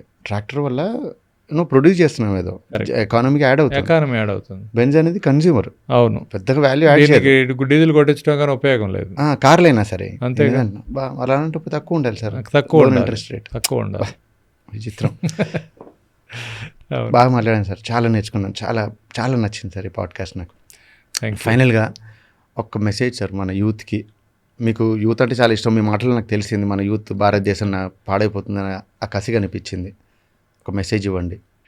హ్యూమన్ పొటెన్షియల్ అండి ఎంత గొప్పదంటే, ఒక నిరుపేద కుటుంబంలో నుంచి వచ్చిన వ్యక్తి అబ్దుల్ కలాం రూపంలో ఒక మంచి సిటిజన్గా, ఒక మంచి టీచర్గా, ఒక మంచి ఇన్స్టిట్యూషనల్ హెడ్గా, ఒక సైంటిస్ట్గా, ఒక దేశ రాష్ట్రపతిగా, ఇన్ని రకాల రోల్స్లో ఒక రోల్ మోడల్గా ఉండగలిగాడు. That is the human potential capacity. అంటే మీరేం కావచ్చు అనేదాన్ని మీ చేతుల్లో ఉంది. ఇట్ ఈస్ ఏ చాయిస్ అండి. యూత్ ఇవాళ చూస్తే చాలామంది పర్పస్ ఆఫ్ లైఫ్ ఎత్తుకుంటున్నారు. అంటే జీవితానికి పర్పస్ ఏంటి అని అడిగితే పర్పస్ఫుల్గా బతకడమే. ఇప్పుడు అదే ప్రశ్నలోనే సమాధానం ఉంది. కానీ ఎంత దురదృష్టం అంటే సినిమాలు, ప్రేమ, అంటే అసలు అంత సినిమా అనేది అంత ప్రభావితం చేయడం. నాకు తెలిసి మొట్టమొదటి సినిమా వచ్చినప్పుడు కూడా అంత వేలం వేరుగా లేరేమో. ప్లస్ ఈ సినిమా కూడా కులం బేస్డ్గా, ఇప్పుడు వాడిచ్చే కంటెంట్ ఏంటి సమాజానికి?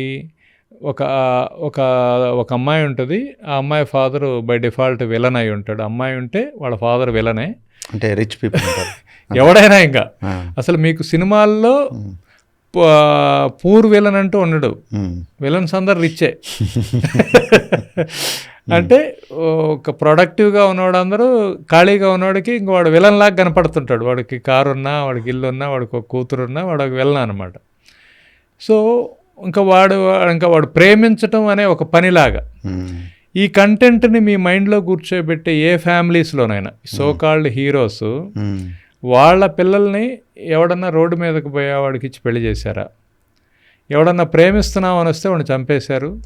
ఎవడన్నా ప్రేమిస్తున్నామని వస్తే వాడిని అంతకన్నా 3x 4xలో ఉన్న ఎసెట్స్ ఉన్నోళ్ళలోనే కంపేర్ చేయాలి. అక్కడేం లవ్ లేదు, అక్కడంతా బిజినెస్సే ఉంది. కానీ సినిమాలో చూపించేది వాళ్ళ ప్రేమలో మొత్తం బిజినెస్సే ఉంది. మీరు ఏ హీరో అయినా చూసుకోండి, వాడి పెళ్ళాము వాడి ఆస్తి కన్నా 10 ఆస్తి పర్రాలు అయి ఉంటుంది. ఆ అమ్మాయి కొనుక్కుంది వీడిని, ఒక కాల్ షీట్ బుక్ చేసుకున్నట్టుగా. అట్లాంటి వెధవలు ఇచ్చే కంటెంట్ని మీరు తీసుకొని ఐ లవ్ యూ అని తిరుగుతున్నారు. ఐ లవ్ యూ అంటే అసలు ఐ లవ్ యూ అనేది చాలా గొప్ప మాటరా బాబు. ఐ లవ్ యూ అంటే అసలు ఎంత మనసులో నుంచి వచ్చే మాట. మీ అమ్మకి చెప్పొచ్చు ఆ మాట, మీ ఊరికి చెప్పొచ్చు, మీ దేశానికి చెప్పొచ్చు, మీ దేశ మాతకు చెప్పొచ్చు. కానీ కనపడ్డ అమ్మాయి కల్లా చెప్పుకుంటూ పోతే సాడిస్ట్గా మారితే. సినిమాలో ప్రతిఘటనలో ఒక పాట ఉంటుంది, అద్భుతమైన పాట.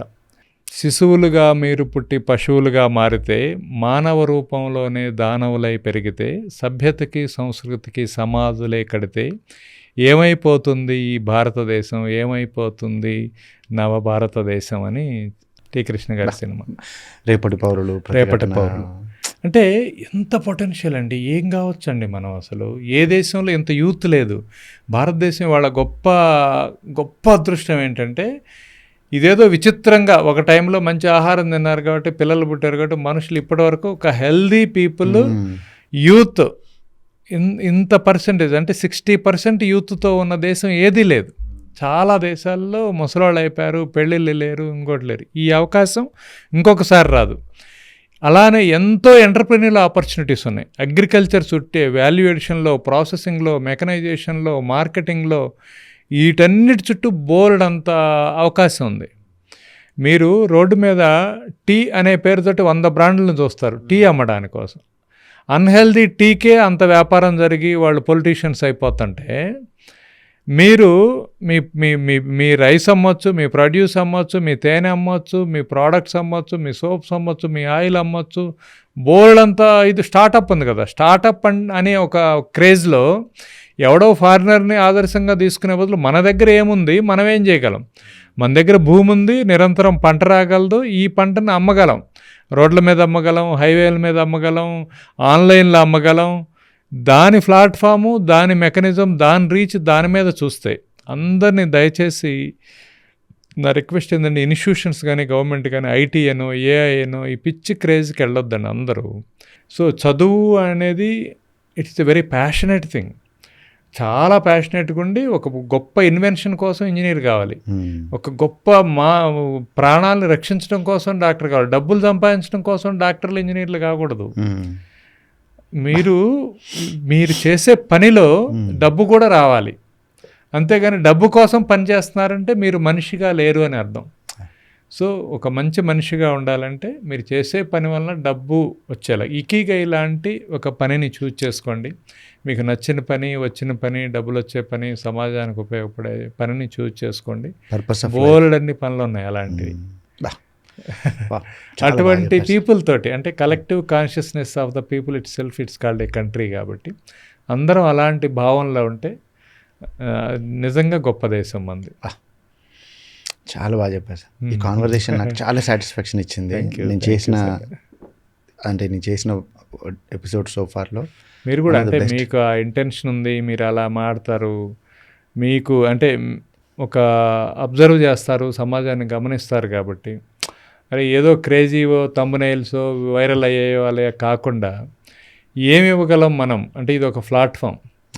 ఈ ప్లాట్ఫామ్ ద్వారా మనం ఒక మంచి విషయాలు ఏమైనా అట్లీస్ట్ ఒకళ్ళకి ఒక థాట్ ప్రొవోకింగ్ ఇది వచ్చినా కూడా మీ పర్పస్ నెరవేరింది. తప్పకుండా సార్, మన ఆడియన్స్ మన వ్యూవర్స్కి చాలా నచ్చుద్ది, తప్పకుండా నచ్చుద్ది. Thank you so much. Thank you very much. So much.